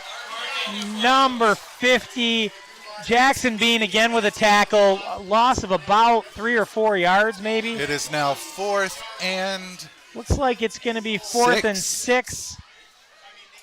So 4th and goal on the 6-yard line. A minute now 49. Decisions to make. Do you go for it? Do you kick a field goal? My dad would say take the points. Just kick it, but... 1:49. Clock continues to click down. The Bulldogs trying to figure out what they want to do here. I'm a gut feeling guy. I would go for it. Ticking down to 1:30, 1:29. Continues to go down. My gut is they're going to run this down and take a timeout and possibly take a field goal or take a shot at the end zone. I mean, at this point, you're going to run the clock out. There we go. Ravenna calls timeout with 1:12 remaining in the half. They're going to talk it over. 7-7 ball game. 4th and goal for the Ravenna Bulldogs on the 6-yard line, and they're going to talk it over. Justin Eagle is going to come up with something. I think this is where one of those places where if you got a trick play or you got your money play in the quiver, you go for it. You shoot that arrow. You know what I mean? Fake field goal. I don't know about that, but if that's what your play is, then go for it. So a really exciting half here. Couple of scores, couple of big plays. Right now from the passing side, you got Hunter Hogan, 3 of 6, 46 yards. Rushing, 18 carries, 92 yards, 5.1 average with a touchdown. Chase Thomas, two catches for 28 yards. On the North Muskegon side, it doesn't look like I have stats over here for North Muskegon. Well, I mean, if you look at plays alone, the Bulldogs have run 27 compared to the Norsemen's 13. Good. So they're running more plays. They're staying on the field longer. Yep. Looks like Ravenna's going to kick the field goal if it's not a fake. High snap. Field goal's up. And he made it. Boy, it was sketchy down here. It was tough to see. Looked like he might have missed it left, but I think the officials have it in. That'll bring it to... Weird angle here in the press box, but they still have a minute. They got a minute of a 2-minute drill, I think. 7-10 here. Bulldogs pull ahead with a field goal from the 6-yard line. So just pausing a little bit. James Young is 4 for 6 for 46 yards, no touchdowns. Ben Myers, 4 carries, 25 yards, 1 TD.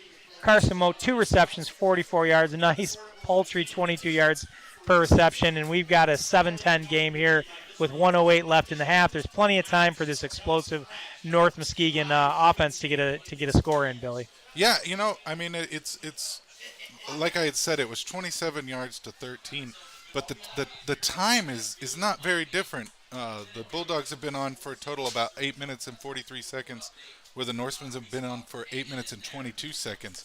So the plays, they're pretty even. And it shows in the score. We're going to get some score updates here, if we can. They are lined up to kick it after getting the Ravenna 3, taking it up to 10-7. Kicks it off. Real nice deep kick. Looks into the end zone. Going to be a touchback.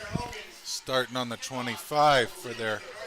Looks like Reed City leads Montague at Reed City 16-0. So you're saying there's a chance. Of course, Ravenna is ahead of North Muskegon 10-7 in the second quarter. Reese Puffer is behind to Forest Hill Central 6-7. Somebody missed an extra point there. Muskegon is putting it all to Sparta 35-9. Still in the first quarter, and Oak Ridge is putting it to Shepherd 24-0.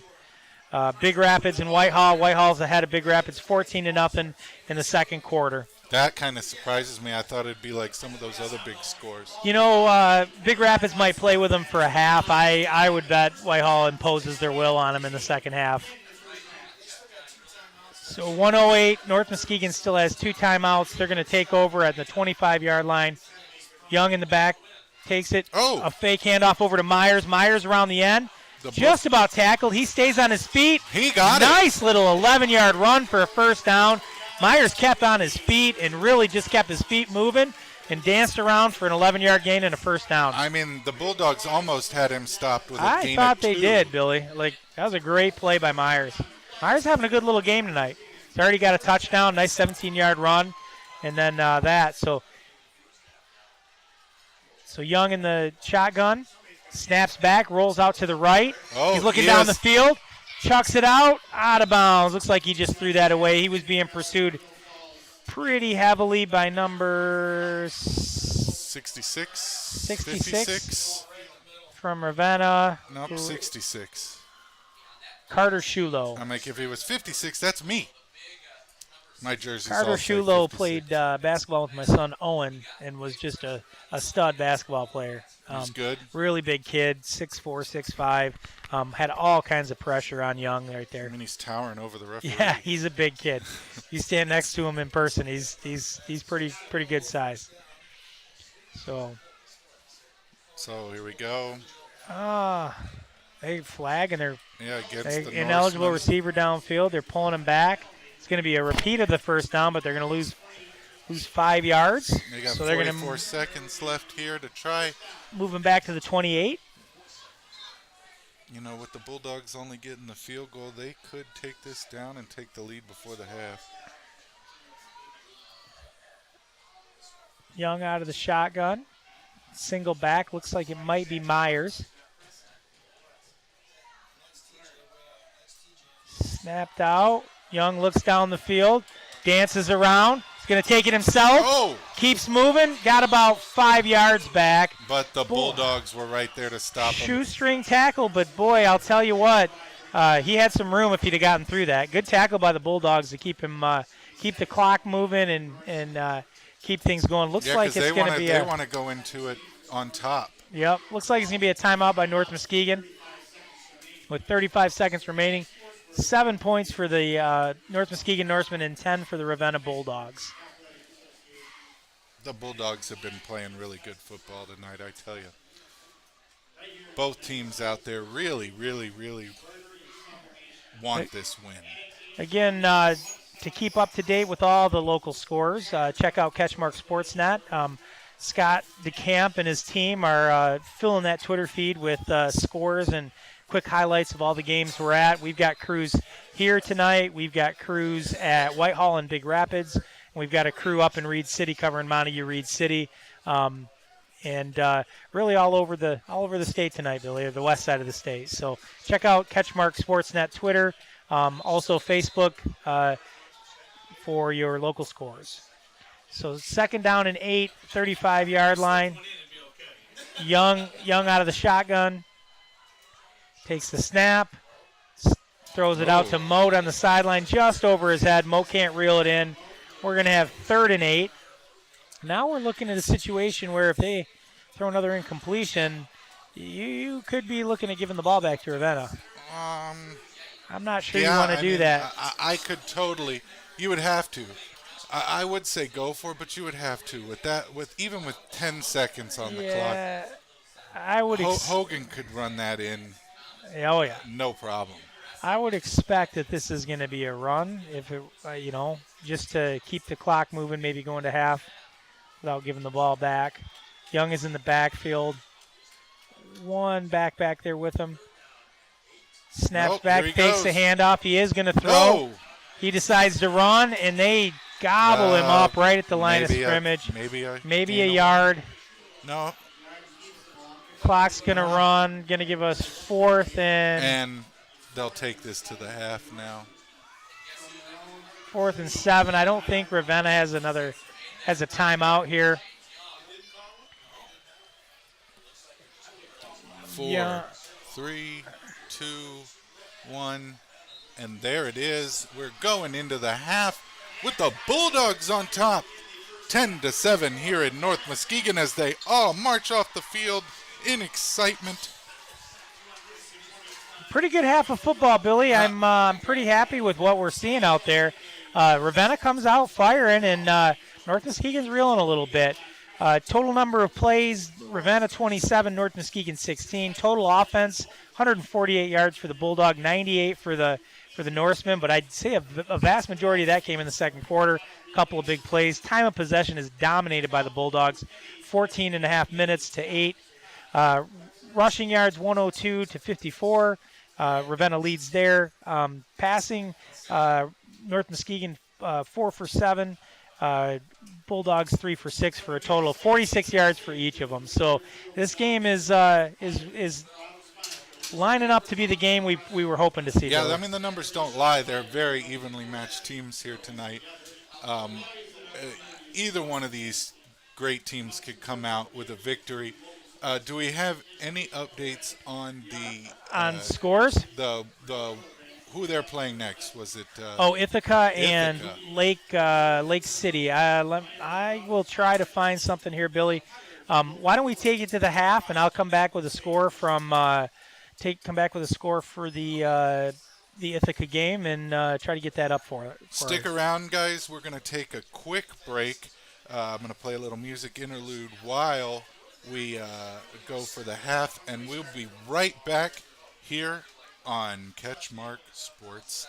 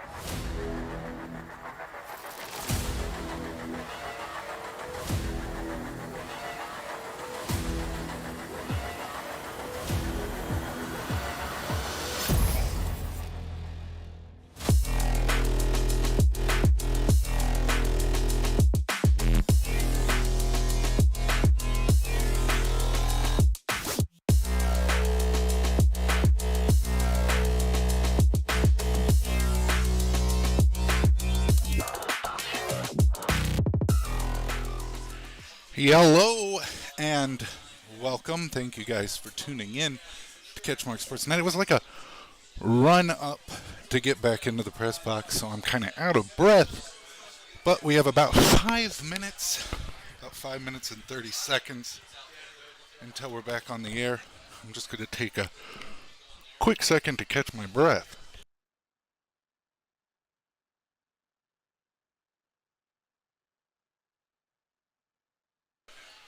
We hope you guys are enjoying this audio live stream. It's not something that I personally do all the time.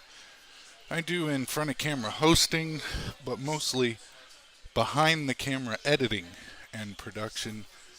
But I love football. I love these two teams playing right now, and what a game it is. So we're about to be back from the half in about 7 minutes. So Brent will be back up soon, and we'll be on. I just didn't want to leave you guys all hanging. So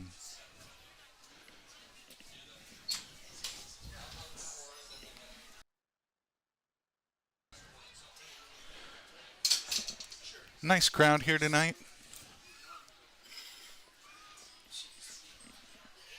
And really good, exciting game. And what I hope is going to be a really, really exciting second half of some football here in North Muskegon.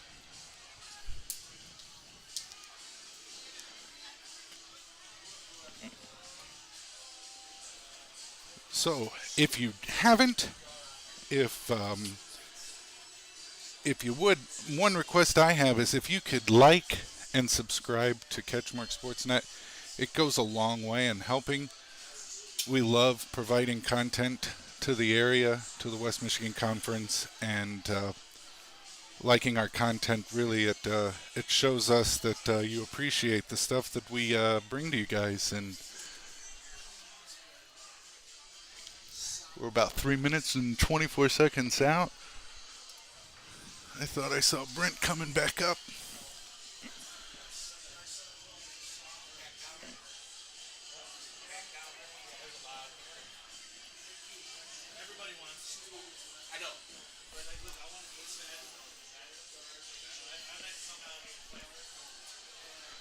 Soon here, we'll be right back.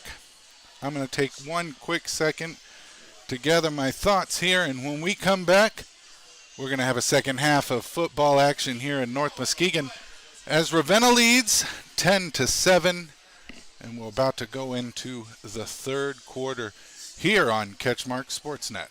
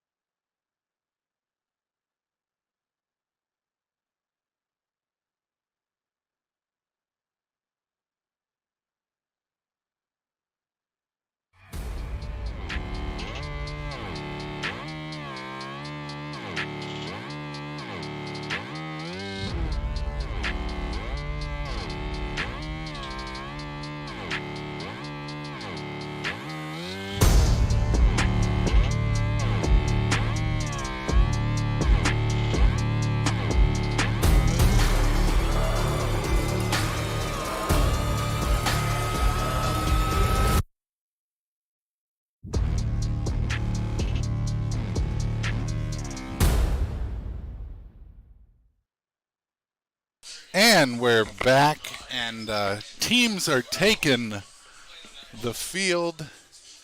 It is warm-up time. They're in the circle. They're tossing the ball around. They're stretching. We got 11 seconds on the play clock, and then they'll probably throw up another 2 minutes on there, and then we'll be right back into football action here on CatchMark SportsNet. Here it goes. It flips over. We got about 3 minutes left until we're back in the game. The teams are out there. They are getting ready, and Ravenna's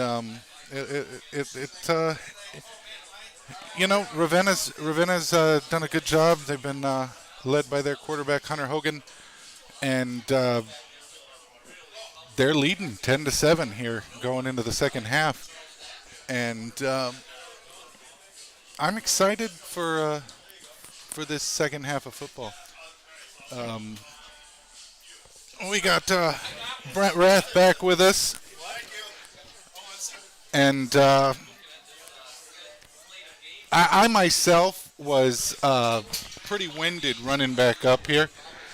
Did you get to the bathroom? Because the line was too long. I didn't even get. I didn't even get to use the facility. No, I tell you what. I walked up there, and I saw you had like 5 people in front of you. And you came back? And there was like 9 people behind you and only 6 minutes left on the clock? Yeah, I looked up at the clock at about 7 minutes, and I'm like, I don't think I'm going to make it here. So I'm holding it. Well, the way these two awesome teams are playing, I don't think there'll be a running clock, so you're going to have to hold it for a whole nother half. This one's going to go down to the wire. So got some quick score updates here. Looks like Fruitport over Ludington, 38-14. Oak Ridge, 32-0 against Shepherd. Whitehall, 21. Big Rapids, 0 at the half. Sounds like Whitehall's starting to impose their will on them a little bit. Now that's what you said would happen. Yeah. Of course, Ravenna, North Muskegon, 10-7. I believe Montague is behind 24-0 at the half.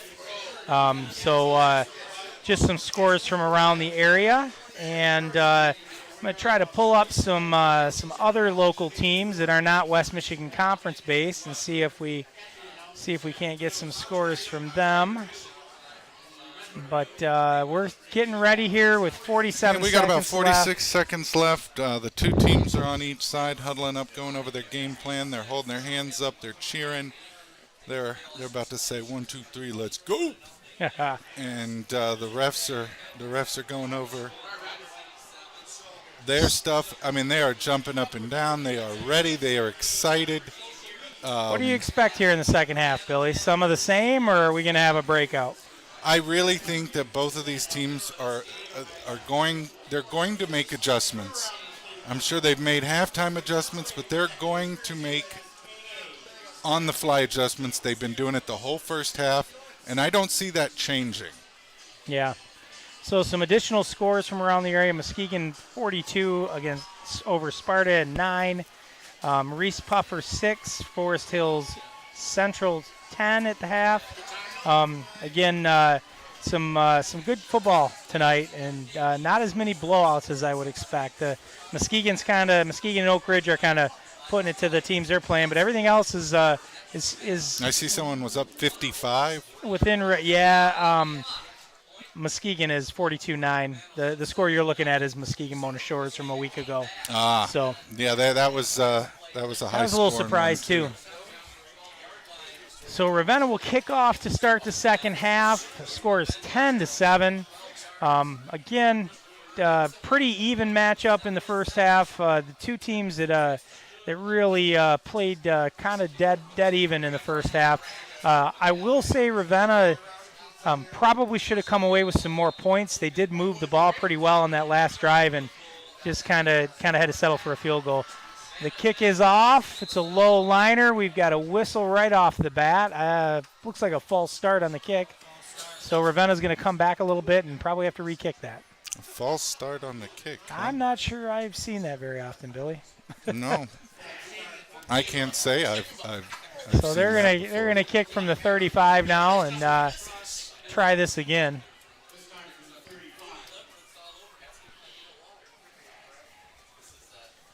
Well, they're going to line up. They're going to They're going to say they're not going to do that one again. And Tee falls off, or the ball falls off the tee. Reposition it. Kicker takes his steps. It is Hunter Hogan, if you're wondering. He the kicks kicker. as well. Yeah. He kicks, he receives, he plays kicks, quarterback. Receives quarterback. A Defense. low liner. Good bounce. Bounces down to about the 15. Picked up by the 15. Oh. Got nowhere to run. He Nowhere. stutters a little bit. Oh, Ravenna piles him up. Bulldogs Alec coming Newville out taken strong. down at about the 21, 22-yard line. So North Muskegon is going to start 1st and 10 with 11:53, just starting off this first quarter after a false start on the kick, and North Muskegon will take over. The Bulldogs defense is pretty good position here. Bulldogs defense has been really pretty stout today. Not giving much room for any kind of positive yardage here. Been really impressed with the way Ravenna's played defense the whole first half. So looks like James Young out of the shotgun. Ball snapped. Handoff. Looks like Myers. Myers around the end. Gain of maybe 4 or 5 on that play. I'd Or say 4, maybe probably 5. Good little run there by the Norseman. 2nd and 5. On the 30. 11 minutes and 30 seconds left. North Muskegon going back to old school football, running the ball a little bit more. You have to open up the run game to get your pass game going. Yep. So Young in the shotgun again. I think he's going to operate out of the shotgun pretty much the entire game. 3 wideouts to the right. 1 out to the left. Snap to Young. He rolls out to his right. Oh. Looking downfield. Delivers a pass. Yeah. Caught at the 45-yard line. Caught at the 45-yard line. A little extracurricular activity out of bounds. A little bit of chirping on the sideline. Yeah, they were North not Muskegon happy with the fans way are that not that happy turned with out. that. They thought that was a late hit. Nice gain here. Brings them out to the 44-yard line. It'll be 1st and 10 for the North Muskegon Norsemen at the 39-yard line. Wonderful pass, wonderful catch by the Norsemen. Did you see who caught that, Billy? Alec Newville, number 12. Young back in the gun. Oh. Quick pass, throws it out to Mo. No. Oh, Mo Pass can't reel it interference. in. Looks like it's going to be possibly pass interference. I can't tell if it's offense or defense yet. Yeah, his hand. I mean, both of them had hands all over. So Yeah. Quick little pass by Young. He knew where he was going right away on that one. Pass interference on the defense. Yeah, That's going to be a first down. It looked like he didn't turn around to make Norsemen. to see where that ball was coming. So, pass interference on the Bulldogs. It's going to move the Norsemen up. It's 1st and 10 on the 44 with 10 minutes and 50 seconds to go. Whoa, Looks like it's going to be the 42, the Ravenna 42. now, yeah. They get another flag? Coach Ego is out on the field. He's not happy about the call. North Muskegon lines up. 1 wide out to the left. Young in the shotgun with 1 back behind him. Number 20, Thomas. Goes to Ben Myers around the end. Out to about the 39-yard line. Gain of about 2. Young spun around backwards, shot the ball out in a little bit of a trickery run play there.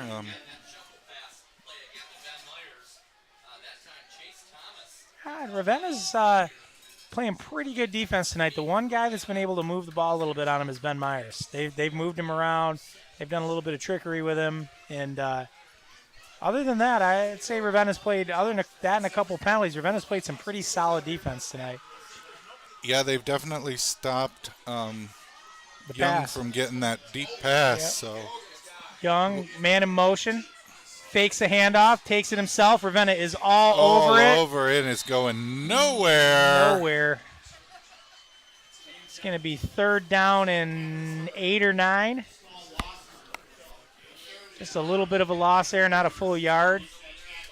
On the 39-yard line, 9:52 left in the third quarter, sorry. There was nothing there for North Muskegon. Again, Ravenna's been really solid up front tonight. It just closed up on them quick. If I didn't know better, I think the Bulldogs came here to win tonight, Billy. It looks like it. Young out of the shotgun, 3rd and 8. 39-yard line. Hard counts. 3 wideouts to the right. He rolls right. He's looking for something. Got nothing. Cuts back to the left. Oh! Eludes a tackle. Young's wide open. Oh, he got the first. Got the first down and falls forward to about the 28-yard line. What a play by James Young. It was a great play. They left a hole wide open for him.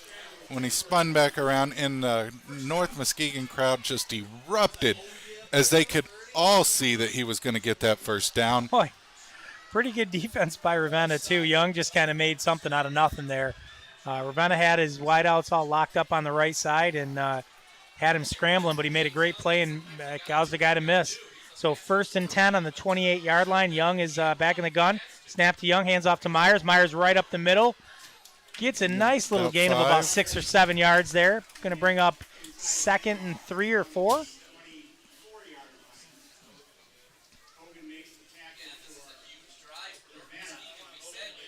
And you called it. 2nd and 4. 8 minutes and 37 seconds left. Bulldogs up 10-7 over the Norsemen here in the 3rd on the 24-yard line. Young's going to be in the gun. Myers is off to his left. Got stacked wideouts on both sides of the field.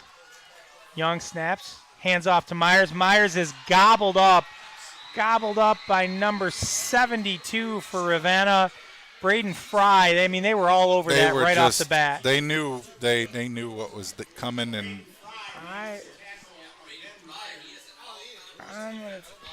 think that it's going to bring up 3rd and 4 or 5. 3rd and 4 on the 24. You've had a really long drive here. It's super important that they pick up this first down and continue this drive.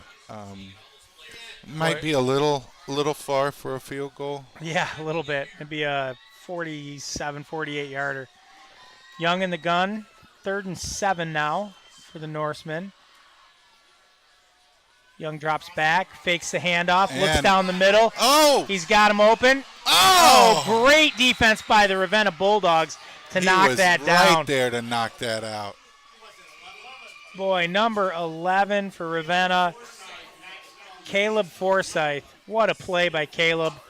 Great play by Fry, a play earlier to bust through the middle and tackle for a loss, and then a great play in the yeah, I mean both these teams. These teams are just putting on a show. The receiver got wide open. The defender got right up in there and got right back on top. No flags, no penalties. Clean football, and it's now 4th and 7, and they're going for it. 4th and 7. You got Young in the gun. You got Myers to the right. 3 wideouts left, and Carson Mode all alone out to the right side. Man in motion. Young drops back, rolls to his right, pops it out to number 12. Oh, and he is going to be short. It's going to be a turnover on downs after a gain of about 3 or 4. I'm not sure about that play call, Billy. Not quite the – is that that's the – I mean, the analytics tell you to go for it on 4th. All the time. All the time. Alec Newville caught the ball. He had some room, but he needed to make a man miss, and he didn't. And a great tackle by Ravenna, again, to turn him over on downs. Yeah, no, 4th and 7 is a lot, but it's a long ways. Ravenna's going to take over 1st and 10 on the 25-yard line, on their own 25-yard line, and we're going to see what they can do. They're now going to answer back. We got Hunter Hogan out of the shotgun. He hands it off to Mabrito for a few yards. 2 or 3. Met right there by a line of Norsemen. Not much going there.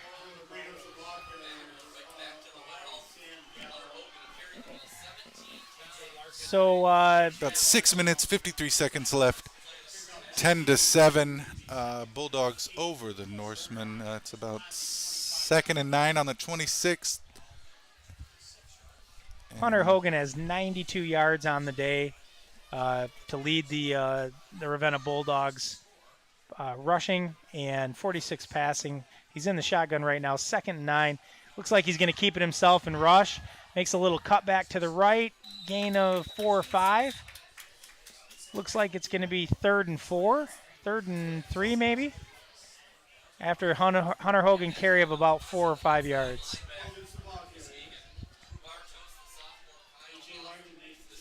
Ravenna Bulldogs kind of just imposing their will up front on North Muskegon tonight. I think their size is maybe getting to them. That initial push is really, really starting to pay off, and they're eating clock and making some of these drives last a little bit while. So we are going to have 3rd and 3 here for the Ravenna Bulldogs. They line up 2 out to the right, 1 to the left. Direct snap to Hogan. Hogan hurdles the pile, but I think he's going to be short, Billy, by about a yard. Looks like a gain of about a yard. You're going to have probably 4th and 1, 4th and 2 here. He was channeling a little bit of Josh Allen there with the leap. He was trying, that's for sure.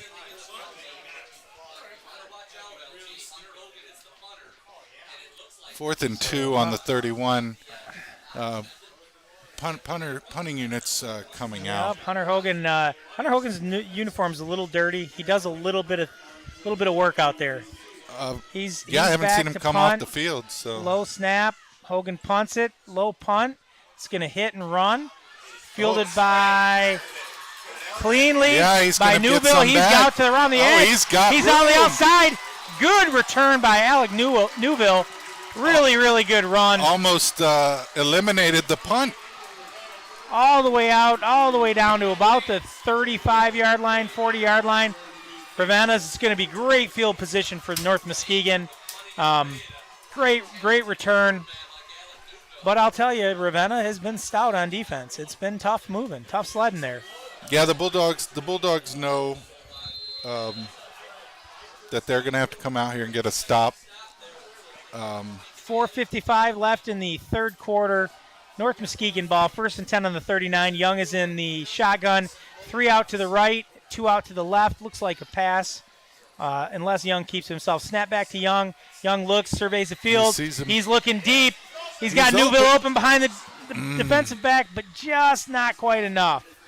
Incomplete pass. I think he was open. He just overthrew him a little bit, Billy. Overthrown balls have been very costly tonight on both sides, actually. So North the run Muskegon game has been definitely keeping both teams in this game together. North Muskegon 2nd and 10 on the 39-yard line, 4:49 left in the second quarter. They're going to line up. They're going to stack. We've seen this set a couple times out of North Muskegon. We've got a Ben Myers off to the left of James Young out of the gun. Wide out stacked on either side. Myers out around the end. He's got a little bit of room. Lowers his head. He's got about 6-7 yards on that, I'd say, Billy. Yeah. Maybe a first down or just short 30. I would maybe just short of the first down, I think. We're going to see 3rd or and short. on the 30. Once again, you mentioned running the ball, and they go back to the run and get really, really nice gain there. Ben Myers has been a workhorse tonight. Yeah, they both Muskegon sides have been running the ball really good. Same set, exact same thing they just ran. Snap to Young, to Myers. Myers hits the hole. Did he pick up the rest? I think he got it. I think he got 3 on that. Looks like it's going to be a first down. First and 10. First down, Norsemen. It's about 4 minutes and 9 seconds, 10-7. Bulldogs here in North Muskegon on top. On the ball's on the 27. The North Muskegon Norsemen are hoping to take it down and get some points and either take the lead or tie it up. James Young out of the shotgun, exact same set except for Myers on his right instead of the left. Stacked wideouts right and left. He moves Myers over to the left. Wideout in motion, coming. Fakes the handoff. He's looking deep. He's looking down the middle. He's got him. Oh, He was right in his face. Right in his face. Look back for the ball. There is no call. That play is broken up. It looked like Young threw him a little bit behind. It was a little behind. I mean, you could go both ways with that. Yep. If you're a Bulldog fan, you're going to say it was clean. If you're a North Muskegon fan, you're going to say that it's pass interference. Pass interference. Well, I will say the official was right on top of it. So, North Muskegon is going to bring up 2nd and 10 on the 27. Young out of the shotgun. Myers on his right. He's moving people around. Newville back out. They're back in the stacks again. Young with the snap. Give it to Myers. Myers around the end. Ooh. Ben Myers with a nice little run there. Looks like he's got about 4 or 5 yards. Myers is having himself a really nice little game. Seems to be the one thing that the Ravenna Bulldogs are having trouble stopping, to be honest with you. Yeah, both defenses seem to be having trouble against the run. Their offenses are taking advantage of it. And when the passing game isn't going your way, that's 3rd what and you do. 6 on the 23. Same set again. Young out of the gun with Myers on his left. Stacked wideouts. Looks like a Delay timeout. Nope, timeout. Timeout for North Muskegon. Didn't like what they see. Like we said, Ben Myers having himself a nice little game. 14 carries, 74 yards, and a touchdown. And on the other side of the ball, Hunter Hogan having himself a real nice game too. 20 carries, 98 yards, and a touchdown. Both teams playing great defense. The run seems to be the key for both sides tonight, Billy. Yeah, I tell you, I wouldn't mind having both of those runners on my team with those numbers. Great job by both. It's probably going to come down to that at the end of this game. It's going to come down to who holds off. At this point, I wouldn't be surprised if we keep this score deep into the 4th. Yeah, it's shaping up to be maybe a classic, Billy. It's going to come right down to the end, and 2 good teams, two gritty teams. So during this timeout, coming out of the timeout, we want to thank you all for watching or listening to our broadcast here on CatchMark SportsNet. Thank you for everybody tuning in. Please like the video that you're listening to now and subscribe. It goes a long way in helping us out. So North Muskegon, 3rd and 6 on the 23. Young out of the shotgun. Myers to his left. 2 wideouts on either side. 2:50 left in the 3rd quarter. Young takes the snap, looks, fires out. Intercepted! Intercepted by Ravenna. One guy to beat. Young makes a great tackle to maybe possibly save a touchdown. Intercepted by number 20 for the Ravenna Bulldogs, Chase Thomas. Chase Thomas has been all over the field tonight, Billy. And let me tell you, if Young wasn't there to finally bring him down, he'd have taken that to the house. Oh, yeah, he looked like, I thought when he first caught that he was going to go all the way. They've been itching at it, both sides. You knew it was going to happen eventually. They both had hands up in each other's faces, reaching for that ball at every pass, and finally it happened. Yeah, absolutely. Big change of momentum there. North Muskegon was driving, moving the ball down into Ravenna territory, and then a big takeaway there by the Ravenna Bulldogs and Thomas. And now the Bulldogs have an opportunity here to add to their lead. Bulldogs up 10-7 here in the 3rd. 2 minutes and 43 seconds left. Looks like another timeout. 1st and 10, and they're taking a timeout. Well, Billy, this gives us a little bit of time. You thanked our listeners for listening, but I think it's also important to thank our sponsors for sponsoring. And without them, we really couldn't do what we do and bring you all the games that we do. So I'd like to give a shout-out to Grieve Law, Big Stone Therapies, Greenridge Realty, Chris Dykman and Sarah Reel, North Grove Brewers, who is the title sponsor of this broadcast. The North Grove Brewers Game of the Week. Yep. Foundation Systems of Michigan and Mr. John Botten, Coldwell Banker and Rip Dave Duesenberry, Scheid Plumbing, Heating and Cooling, and then, of course, a special thanks to Van Dyke Mortgage, Lakeshore. Mario and his team are huge supporters of ours, and we appreciate all those sponsors for just taking care of us and allowing us to bring this great content to you all out there. And here we go. Ravenna taking the field. We're First right and here. 10 on the 50-yard line. 2 minutes and 43 seconds to go. You're listening to CatchMark SportsNet. Hunter Hogan, the Swiss Army knife of the Ravenna Bulldogs. Soiled uniform, back in the shotgun. Takes the snap, hands it off to Drew Mabrito. Nice run up the middle. Gain of about 2 or 3 on that play. They're going to move the ball and run the clock a little bit, I think. Oh, Billy. yeah, a little clock management here. You know, Hunter does it all, right? You see him on offense, defense. I think he holds his own kicks when he kicks field goals. Catches his own passes. I think I saw him in the Bulldog mascot uniform.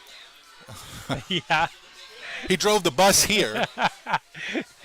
Fed him dinner. Yeah. Yeah. So Hogan's going to be out of the shotgun. We've got 2 wideouts to the right, 1 to the left. Back short there.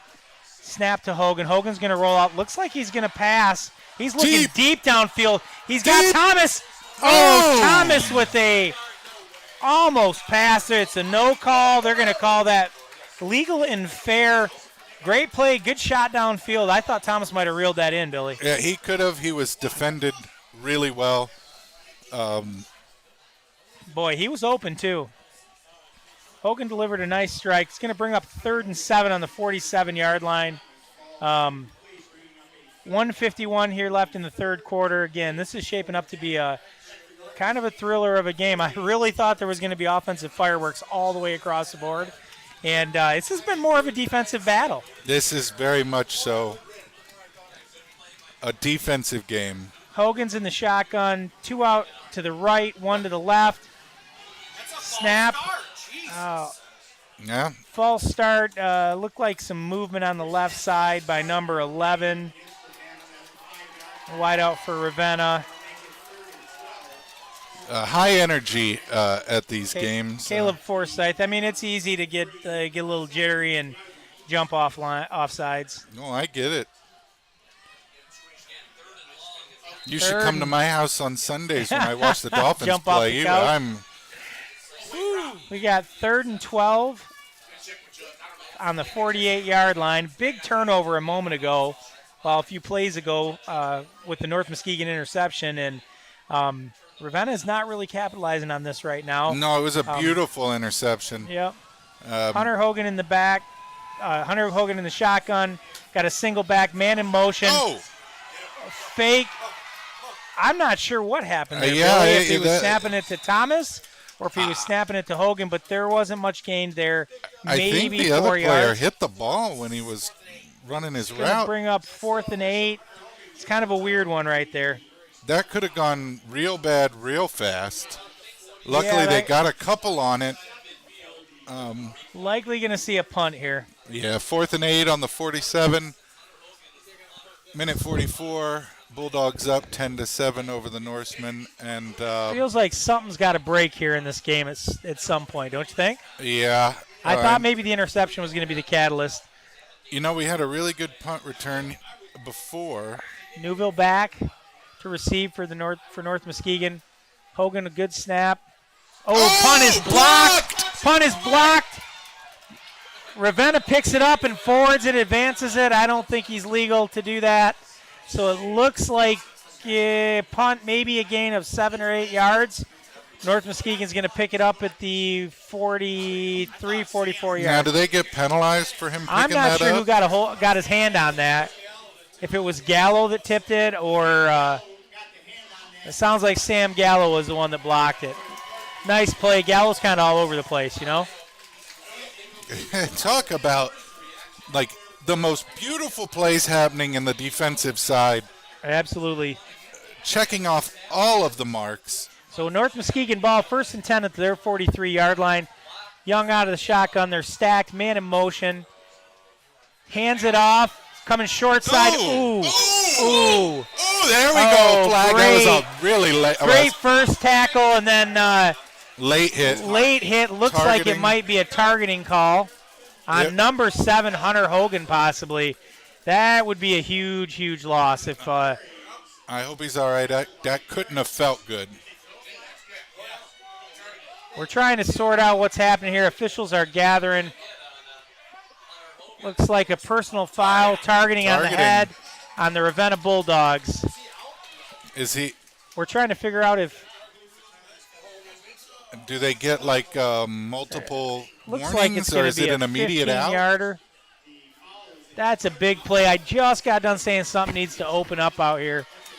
I mean, that's a huge penalty, but is the player out? I don't believe so. They're not signaling. I believe there's 2 levels of targeting, and I don't think they got rid of him in that one. So Hunter Hogan will stay in the game. That would have been a huge loss if it wasn't. But it's still a big deal with North Muskegon. 41-yard line, 1st and 10. Sets up a new set. North Muskegon out of the gun in a bunch. Going to hand it off to number 20. Oh. Christian, number 20, Tristan Thomas, up the middle for a nice gain of about 8 or 9. That was a big penalty, Billy. That was huge. You don't like to see it happen that way because you feel for the player who gets it. But it is from all perspectives from the defensive end. It can be hard to slow up sometimes on those. You're asking to stop a freight train, right? Hand off to number 20, Tristan again.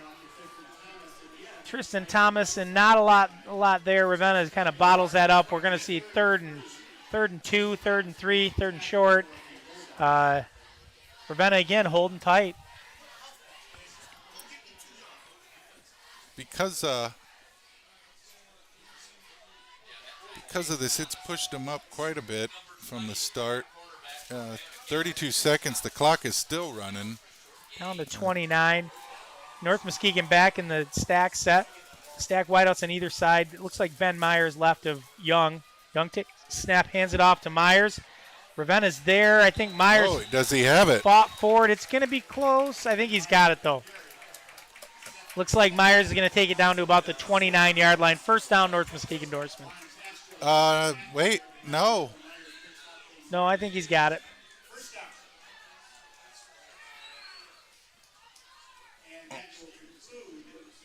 And that's going to run out the clock on the third quarter.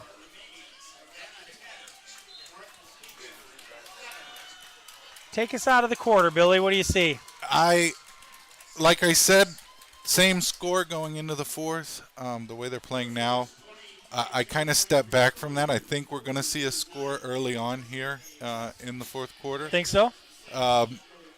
Yeah, I mean, they're close enough to where if they could get a large chunk of this down in, they could tie it up. They could kick the field goal. And then we're back to 0-0 for the last. Had a thriller here in North Muskegon. The Norsemen are trailing the visiting Ravenna Bulldogs 10-7. We're about to kick off the 4th quarter, and just some wonderful football, wonderful defensive football tonight, Billy. Just really big plays on the defense on all sides. Big targeting call here a minute ago gave North Muskegon a really nice 1st down and a big 15-yard chunk of real estate. And down to the 29. You got to be careful with those. I know, like I said, it's like stopping a freight train, but you got to watch that. That is a flag that you can't take. Thanks, everybody, for tuning in. Give us a like and subscribe if you haven't already. We appreciate that. And here we go. 4th quarter action starts now. North Muskegon 1st and 10. Young in the shotgun. Hands off to Myers. Myers a little shuffle step. Myers is going to again grab another 3 or 4 yards. Neither team has really had much for the run. There's been some luck running the football. They've just really pushed it forward. Bulldog coming up limping a little bit. Looks like number 76, Justin Castro. Ben Myers has been kind of a stud in this game, just really carrying the load. Can't go by the scoreboard because no, if it's 2nd and 56, they got a long way to go. Looks like 2nd and 5, maybe 6, but not 56. Young in the shotgun, wide out to the right. Hands off again to Newville. Boy, there was nothing there. I mean, just they didn't even That make it was past. an immense hit right up the middle. I'm going to say it's still 2nd and 6 or 3rd and 6. He might have got a yard, 3rd and 5 possibly. Now they put it on the 25, 3rd and 6, 10:58 to go. Linebacker was in there. Looked like some guys come up limping. I think we'll see a pass now. 3rd and 6 on the 25-yard line.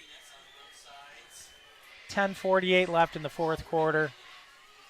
North Muskegon looking to strike here. Haven't scored yet in the second half. There hasn't been a single score in the second half. Number 5 lining up in the back there. Got shotgun, 2 wideouts left and right. Number 8 in the backfield to the left of Young. Ball snapped. Looks like it might be a false start or possibly offsides. Young looks upset. False start. That's going to back him up 5 yards. I wondered if it wasn't a false start. James Young was just based on his reaction coming out of that. They were going to go for the pass there. I have a feeling they still do try a pass. Going to be, they almost have to now. 3rd and long. 3rd and 11 on the 30. North Muskegon shooting him in the foot a little bit with that play. Yeah, I mean, I know we talked about how good this pass game was going to be. They have struggled with it tonight. They sure have. On both sides of the ball. Sure, yeah, both sides for sure. Empty backfield, Young in the shotgun. Snaps back to Young. He throws out the screen pass. Knocked down by number 66 for Ravenna, Carter Shulo. Shulo's had a couple of nice plays tonight. Picks it up, says, hey, maybe. But no, it definitely hit the ground first. Definitely hit the ground. They still pick it up and go just in case. Just to give you a quick idea, tonight James Young is 5 of 12 for 60 yards. He is the West Michigan Conference leader in passing. He had 178 attempts for 128 completions, 1,896 yards, and 25 touchdowns. So Ravenna's done a great job of holding him in there. Young out of the shotgun, fakes the handoff, rolls out to his right. He's looking left. He throws it back around to Ben Myers. Ben Myers is open, gets a little running room. I think he's going to come up short. Number 66 from the Ravenna Bulldogs, who is, if I can get to it here. Yeah, you hate to see it when it's so close on such a good play. Carter Shulo again with a stop. Carter, I've been saying Carter's name a lot tonight. It's going to be just short of the first down. It looks like it's 1st and 10 on the 21, 40 seconds to play. I don't think it's 1st and 10, though. Oh, no, it is. Yeah, turnover on downs. I apologize for that. Sorry, Billy. No, it's been back and forth like that. All defense all night. Another big stop. 7-10. 9:47 left. Ravenna football on the 21. The Norsemen are itching for an interception or a sack strip or. You got Hunter Hogan in the backfield or direct snap. Hogan keeps it himself. Powers forward for 2 or 3 yards. Not much on it there. Not much, but keeping the clock running. I think that's one of the things that they're looking to do. Clock management. You're up by 3.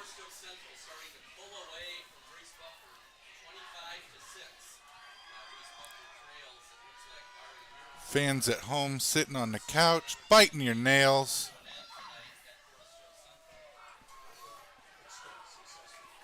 And here we go, 9-13. 2nd and 7 on the 24.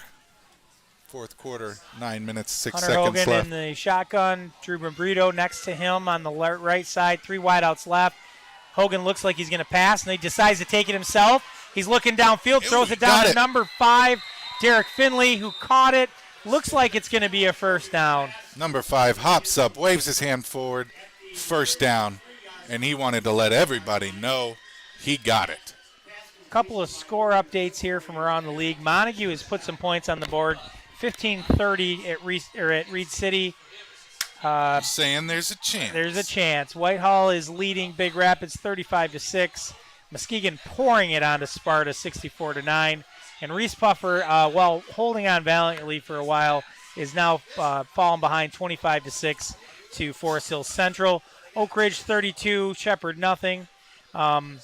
So looks like maybe Cody Cater's first season as a Reese Puffer Rocket is going to come to an end. Hunter Hogan out of the shotgun, throws out a screen pass to Thomas. Thomas with some running room, makes a couple moves down to about the 42-yard line. That was a big play right there. Thomas has been a gamer today, I'll tell you that. He's been playing really well. The Bulldogs came up with a play there with 8 minutes and 10 seconds left that they needed.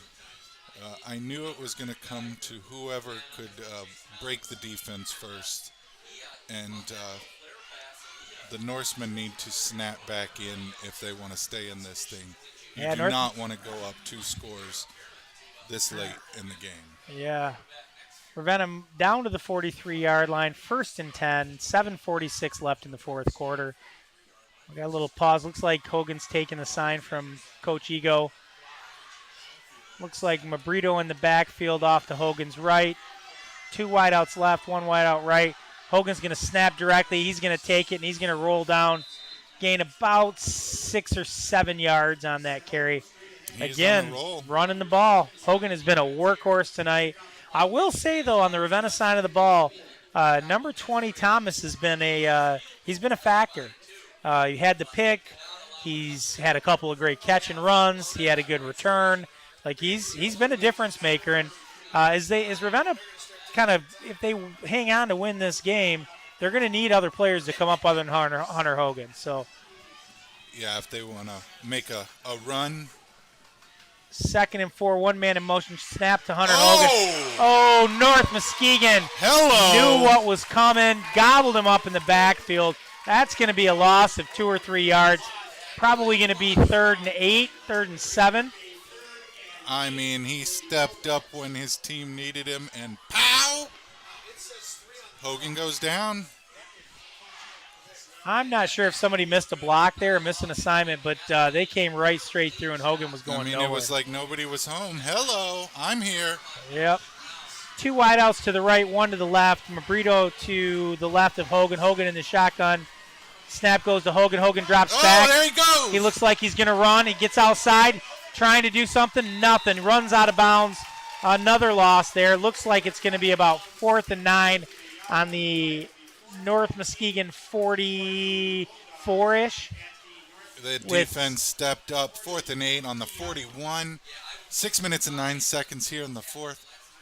10-7 Bulldogs up over the Norsemen, but the Norsemen defense came in with a big stop there on 3rd, making it 4th and 8. Let's see looks like how the Bulldogs go. Are they going to keep it going? I thought maybe they were going to go for it, but it looks like they're running out the punt team. Although with Hunter Hogan in the backfield as the punter. It's just as far back as shotgun almost. So. Yeah, I mean, anything could happen here. I think he might be going for it. Ravenna in punt formation. Snap back to him. Nope. He's going to punt. Nice little punt there. It's going to be fielded at the 10. Good block. Newville's got it. Out to about the 15-yard line. So North Muskegon's going to take over after the punt at about the 15-yard line. 6 minutes left. They got to come up with something, Billy. 6 minutes. They need this drive. They need to either need to get down into the trenches. Sounds like a flag on the field. Uh-oh. Personal foul on the North Muskegon Norsemen.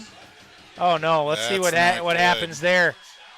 That's going to be a first down, I think, Billy. Is that coming back? I think it comes back and then it goes forward. That would be a huge play.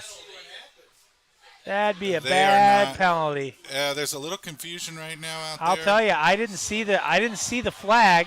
I was watching where the punt was going, but something happened. Oh, my goodness. This is big for the Ravenna Bulldogs. They are going back out. If Ravenna hangs on to win this will be a call that everybody will remember. It is a first down for the Ravenna Bulldogs. Oh, man. 1st and 10. Looks like it's going to be on the North Muskegon 27-yard line. Coach in number 8 is out there trying to plead their case, figure out what's going on, but it looks like that is it. It is done. And first down Ravenna. The Bulldogs are back with the ball. 1st and 10 on the 27. 6 minutes left. Hogan 10. out of the gun. Mabrito to his right. Wideouts right. 2 wideouts right, 2 wideouts left. 1 in motion now. It's Thomas. Hand off to Thomas. Thomas Man. stops. Little juke move, spin move, stays on his feet. Maybe loses a yard or 2. I couldn't tell. Billy. I mean, he was trying with Another flag on the everything. field. They kept all the flags for Holding. the end. Looks like a flag on the field. Looks like it's going to be a hold on Ravenna. It's been a very disciplined game up until the last here. You know, it gets tense. You start to make the little mistakes. What do you always say? It's about the little things, right? You don't want to mess up the little things. The little things, Billy. You're right. Yeah, we talk about that a lot. So 1st and 20. They're going to get another shot at this first down, but they're going to tack on 10 yards. So that kind of sucks. Yeah, there was excitement and that kind of. So But I tell you now, it's 1st and 20. The defense is still playing really well. You got to be thinking Ravenna's thinking about running the ball and moving some clock here. Hunter Hogan out of the shotgun. Drew Mabrito in motion. Hogan's going to keep it. Oh, he slipped. Loses his footing, falls, and he's going to lose. He is, or maybe just back to the line of scrimmage. Looks like we got maybe an injured North Muskegon player down. Timeout. Clock stopped. They're gonna get a little breather here, but that does not look good. Does not. Maybe his shoulder. He's not moving his arm too much. So while we pause here, we're going to take a quick break and just recognize our sponsors. Big thank you to all the sponsors. We could not provide you all the content we do without help from the sponsors. So big shout out to Grieve Law, Big Stone Therapies, Green Ridge Realty, Chris Dykeman and Sarah Reel, North Grove Brewers, Foundation Systems of Michigan, Coldwell Banker David Dusenberry, Scheid Plumbing, Heating and Cooling, and of course our title sponsor, Van Dyke Mortgage Lakeshore. He's getting up. Number 71's up, and the crowd is cheering. Crowd is cheering. So it looks like it's 71. Big thank you to everybody listening tonight, too.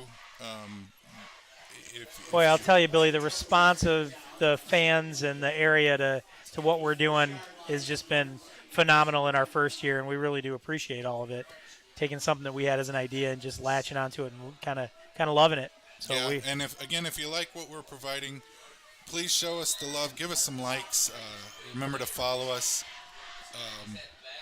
Give us that subscribe. Hit the subscribe and the like button, and it goes a long way to show us that you appreciate what Ravenna we're doing. football, 2nd and 20. Hogan in the shotgun, running back to his left. 2 wideouts left and 1 right. Here we go. Snap out to Hogan. Hogan's looking downfield. Decides to throw it. It is incomplete. Right over his hands. Right out of his hands. It hit him in the hands. He just couldn't roll it in. No gain, and the clock stops at 5:02. 5:02. This is the situation that the Norsemen want. This is, I guess, the ideal situation if you had to be in this situation. Yeah, I mean, 3rd and 20. You kind of know that they're gonna.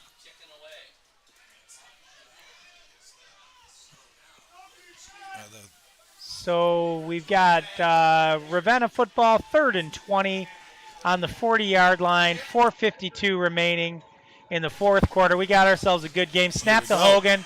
Blitz They're on. coming right at him. Hogan's Blitz. running. And he ran right Hogan's through out it. in the middle. Out and open. Makes a move. Lowers his head. He's still got his feet going. I tell you what, Hogan out to, he got to get about to the 25-yard line. that was a timeout, North Big Muskegon. run, timeout North Muskegon. Timeout, North Muskegon, because he was stopped pretty short of the first down. Right? Going to have about a 4th and 10, I think, Billy. 4th and 12. I don't know if this is kickable. No, not in high school. If it was the It'd be a 48-yarder. Yeah. And I've seen pros miss those. Yeah. outside in the cold. I'm not even sure if we have the right uprights for that. No, they're too short. They're too short. You have to have keen eyes as an official. So I would be surprised if they either don't go for it this far down here. Tough to punt a 25-yard punt, right? So yeah, I mean, I'd suspect they'd be going for it here, even just to run some clock and they maybe punt it through the upright. Yeah, or maybe something breaks loose and they end up with a first down. Yeah, I don't think that they'll pass. Maybe. Yeah, I would be surprised, but you never know. Justin Ego's a seasoned coach, and he might have some ideas here. So here we go. We got 4th and 10 on the North Muskegon 26-yard line. 4:39 remaining. 10-7 Ravenna Bulldogs. Hunter Hogan out of the shotgun. He is going to throw it. He drops back. He's got all kinds of pressure. He's still on his feet. Still on his feet. Delivers a strike to number 4, Mabrito. Looks like Mabrito may have gotten it. I think he got it. He's just short. He's short. What a play by Hunter Hogan. He got it. A yard. No, he got it. He got it. What a play by Hunter Hogan. I thought he was down 3 or 4 times, Billy. I mean, they had him. They had him. He wiggled his way out 3 North times. Muskegon, that's one of those great defense, and just the effort out of Hunter Hogan made that play happen, found the receiver downfield, and was there. I mean, boy, he had to have been half a yard in, to the positive side for the first down. It was really close. North Muskegon hangs on. Clock runs 4:01 down to the 15-yard line. 1st and 10 Ravenna Bulldogs. Hunter Hogan takes this direct snap, runs it himself. He's going to get 2 or 3 yards. Oh! No, whistle dead before the ball comes out. He was hit down. Hogan was hit down pretty hard. Ball popped out, Boy, but he was down. Hogan before the deserves ball a nice steak, a milkshake, and some aspirin after this game. Yeah. That guy is. If you see his uniform, he is taking a beating tonight. What a game. The whole team's going to Pizza Hut. So we've got 5-yard gain, 2nd and 5 on the 10-yard line. This kind of reminds me. Do you remember Vince Young playing for the Texas Longhorns way back when? Boy, he played a national title, and he just a lot of the same stuff, options out of the gun, and just really carried his team. That's kind of the performance that Hunter Hogan's putting on tonight. Direct snap to Hogan. North Muskegon's all over it. He cuts back, doesn't lose any. Out of one. Doesn't lose any, but takes a pretty good shot there in the middle. I think he was nailed there at the end, right onto the ground. Clock continues to run. 2:47 left in the 4th. 3rd and 5 on about the 10-yard line. Yep. 10-7. Bulldogs still on top of the Norsemen. Here no in 2 North minute Muskegon, no 2 minute warning here, so it just goes right through. So Hogan coming back on with the play. Clock be a big running. 3rd down. Thank you to everybody tuning in. To anybody late coming Hogan in. out of the shotgun. He's got back to his right and left. 2 wideouts to the right. Hand off to Mabrito, and he's got nothing. Ball was out. Mabrito took a shot. It's going to be 4th down and 6, maybe? Yeah, he was down, so it's like he probably lost a yard. Probably lost a yard. The score is 10-7. Bulldogs on top of the Norsemen. Thank you guys for tuning in now. We're at about 2 minutes left. It's 4th and 8 on the 13. The Bulldogs are huddled up. So are the Norsemen. And it's been one exciting game. It's been all defense most of the night. We've had picks. We've had long runs. We've had sacks. Penalties in the end here. It's just been it's kind of everything you'd expect from a West Michigan Conference football game, playoff game. It's been really good. 2 great teams playing hard. Lots of defense being played. It's coming right down to the wire. It's coming down now, and here they come. This is the last stand here for this drive, 4th and 8. Here come the Bulldogs to line up. The fans are going nuts. It is getting loud in here. If Ravenna can convert, that would all but about end it unless some catastrophe happened. North Muskegon gets a stop. They've got life. Yeah, this is pretty much would be the end. Hunter Hogan out of the shotgun. Back to his left. 2 wideouts left.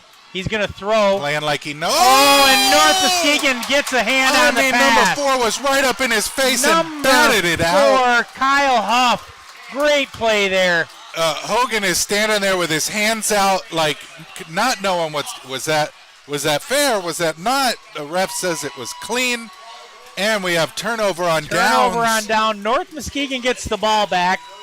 They've got a long way to go. They've got about 2 minutes to do it. A true 2-minute drill here, but no timeouts. They used a couple. I'm not sure. This is where the season comes down. This is what you play for. This is what you're looking for. This is what every kid dreams about in his backyard. First and 10 on the 13-yard line. Young in the shotgun takes the snap. Ravenna brings the house. He throws it over to number 8, Ben Myers, who's knocked out of bounds at about the 12-yard line.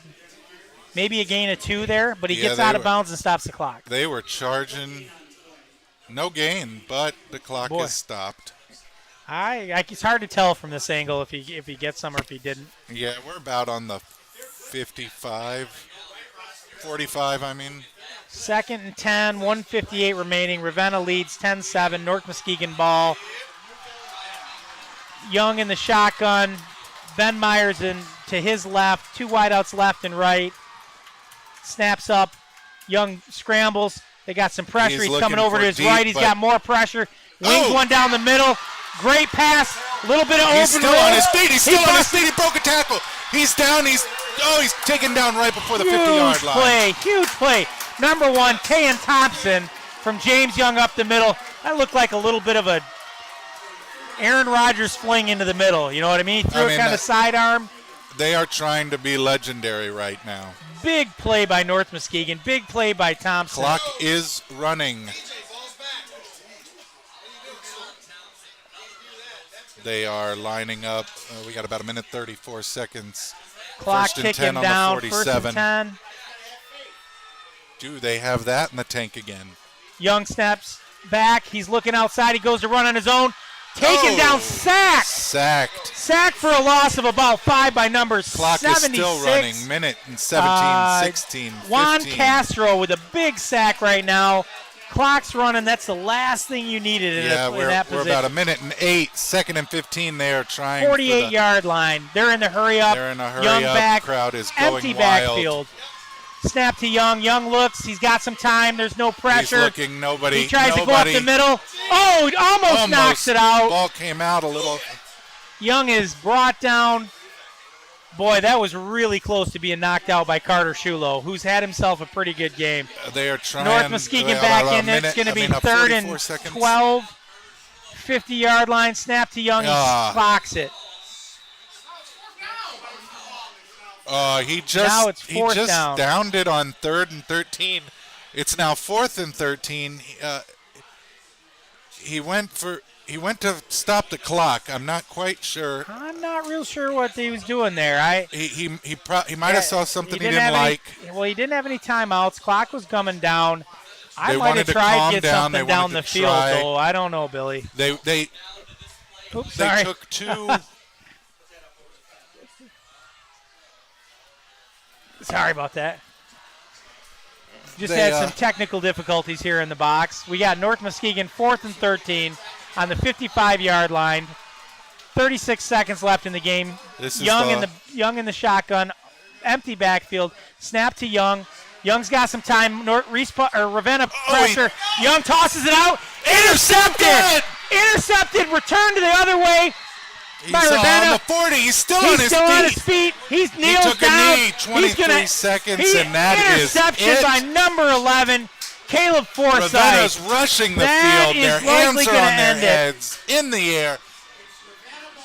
Ravenna knows that they have this game now. They're hugging. The refs are talking. What a game. I tell you guys. Boy, Ravenna came out. They have to come out and finish it. They have to get everybody off the field. It was incredible interception. Lot of pressure for Young on that one. Needed to deliver it down the field, and I can't tell if it got tipped or just came out wobbly. They're in the victory formation. Hogan's going to kneel on this. And there it is. Hogan's going to kneel on this, and it is going to be a 10-7 victory for the Ravenna Bulldogs. A shocker here at North Muskegon. Pretty crazy here, Billy. I think everybody got the pick wrong. Yeah, I think everybody in CatchMark got the pick wrong. So pretty crazy. Wonderful win by the Ravenna Bulldogs. Really hard-fought game. It's tough to see a team, though, as good as North Muskegon have to end their season. You know, like that's the playoff most times. Unfortunate part is somebody has to lose. A great year. The Bulldogs are going to go on and face who wins the game tomorrow.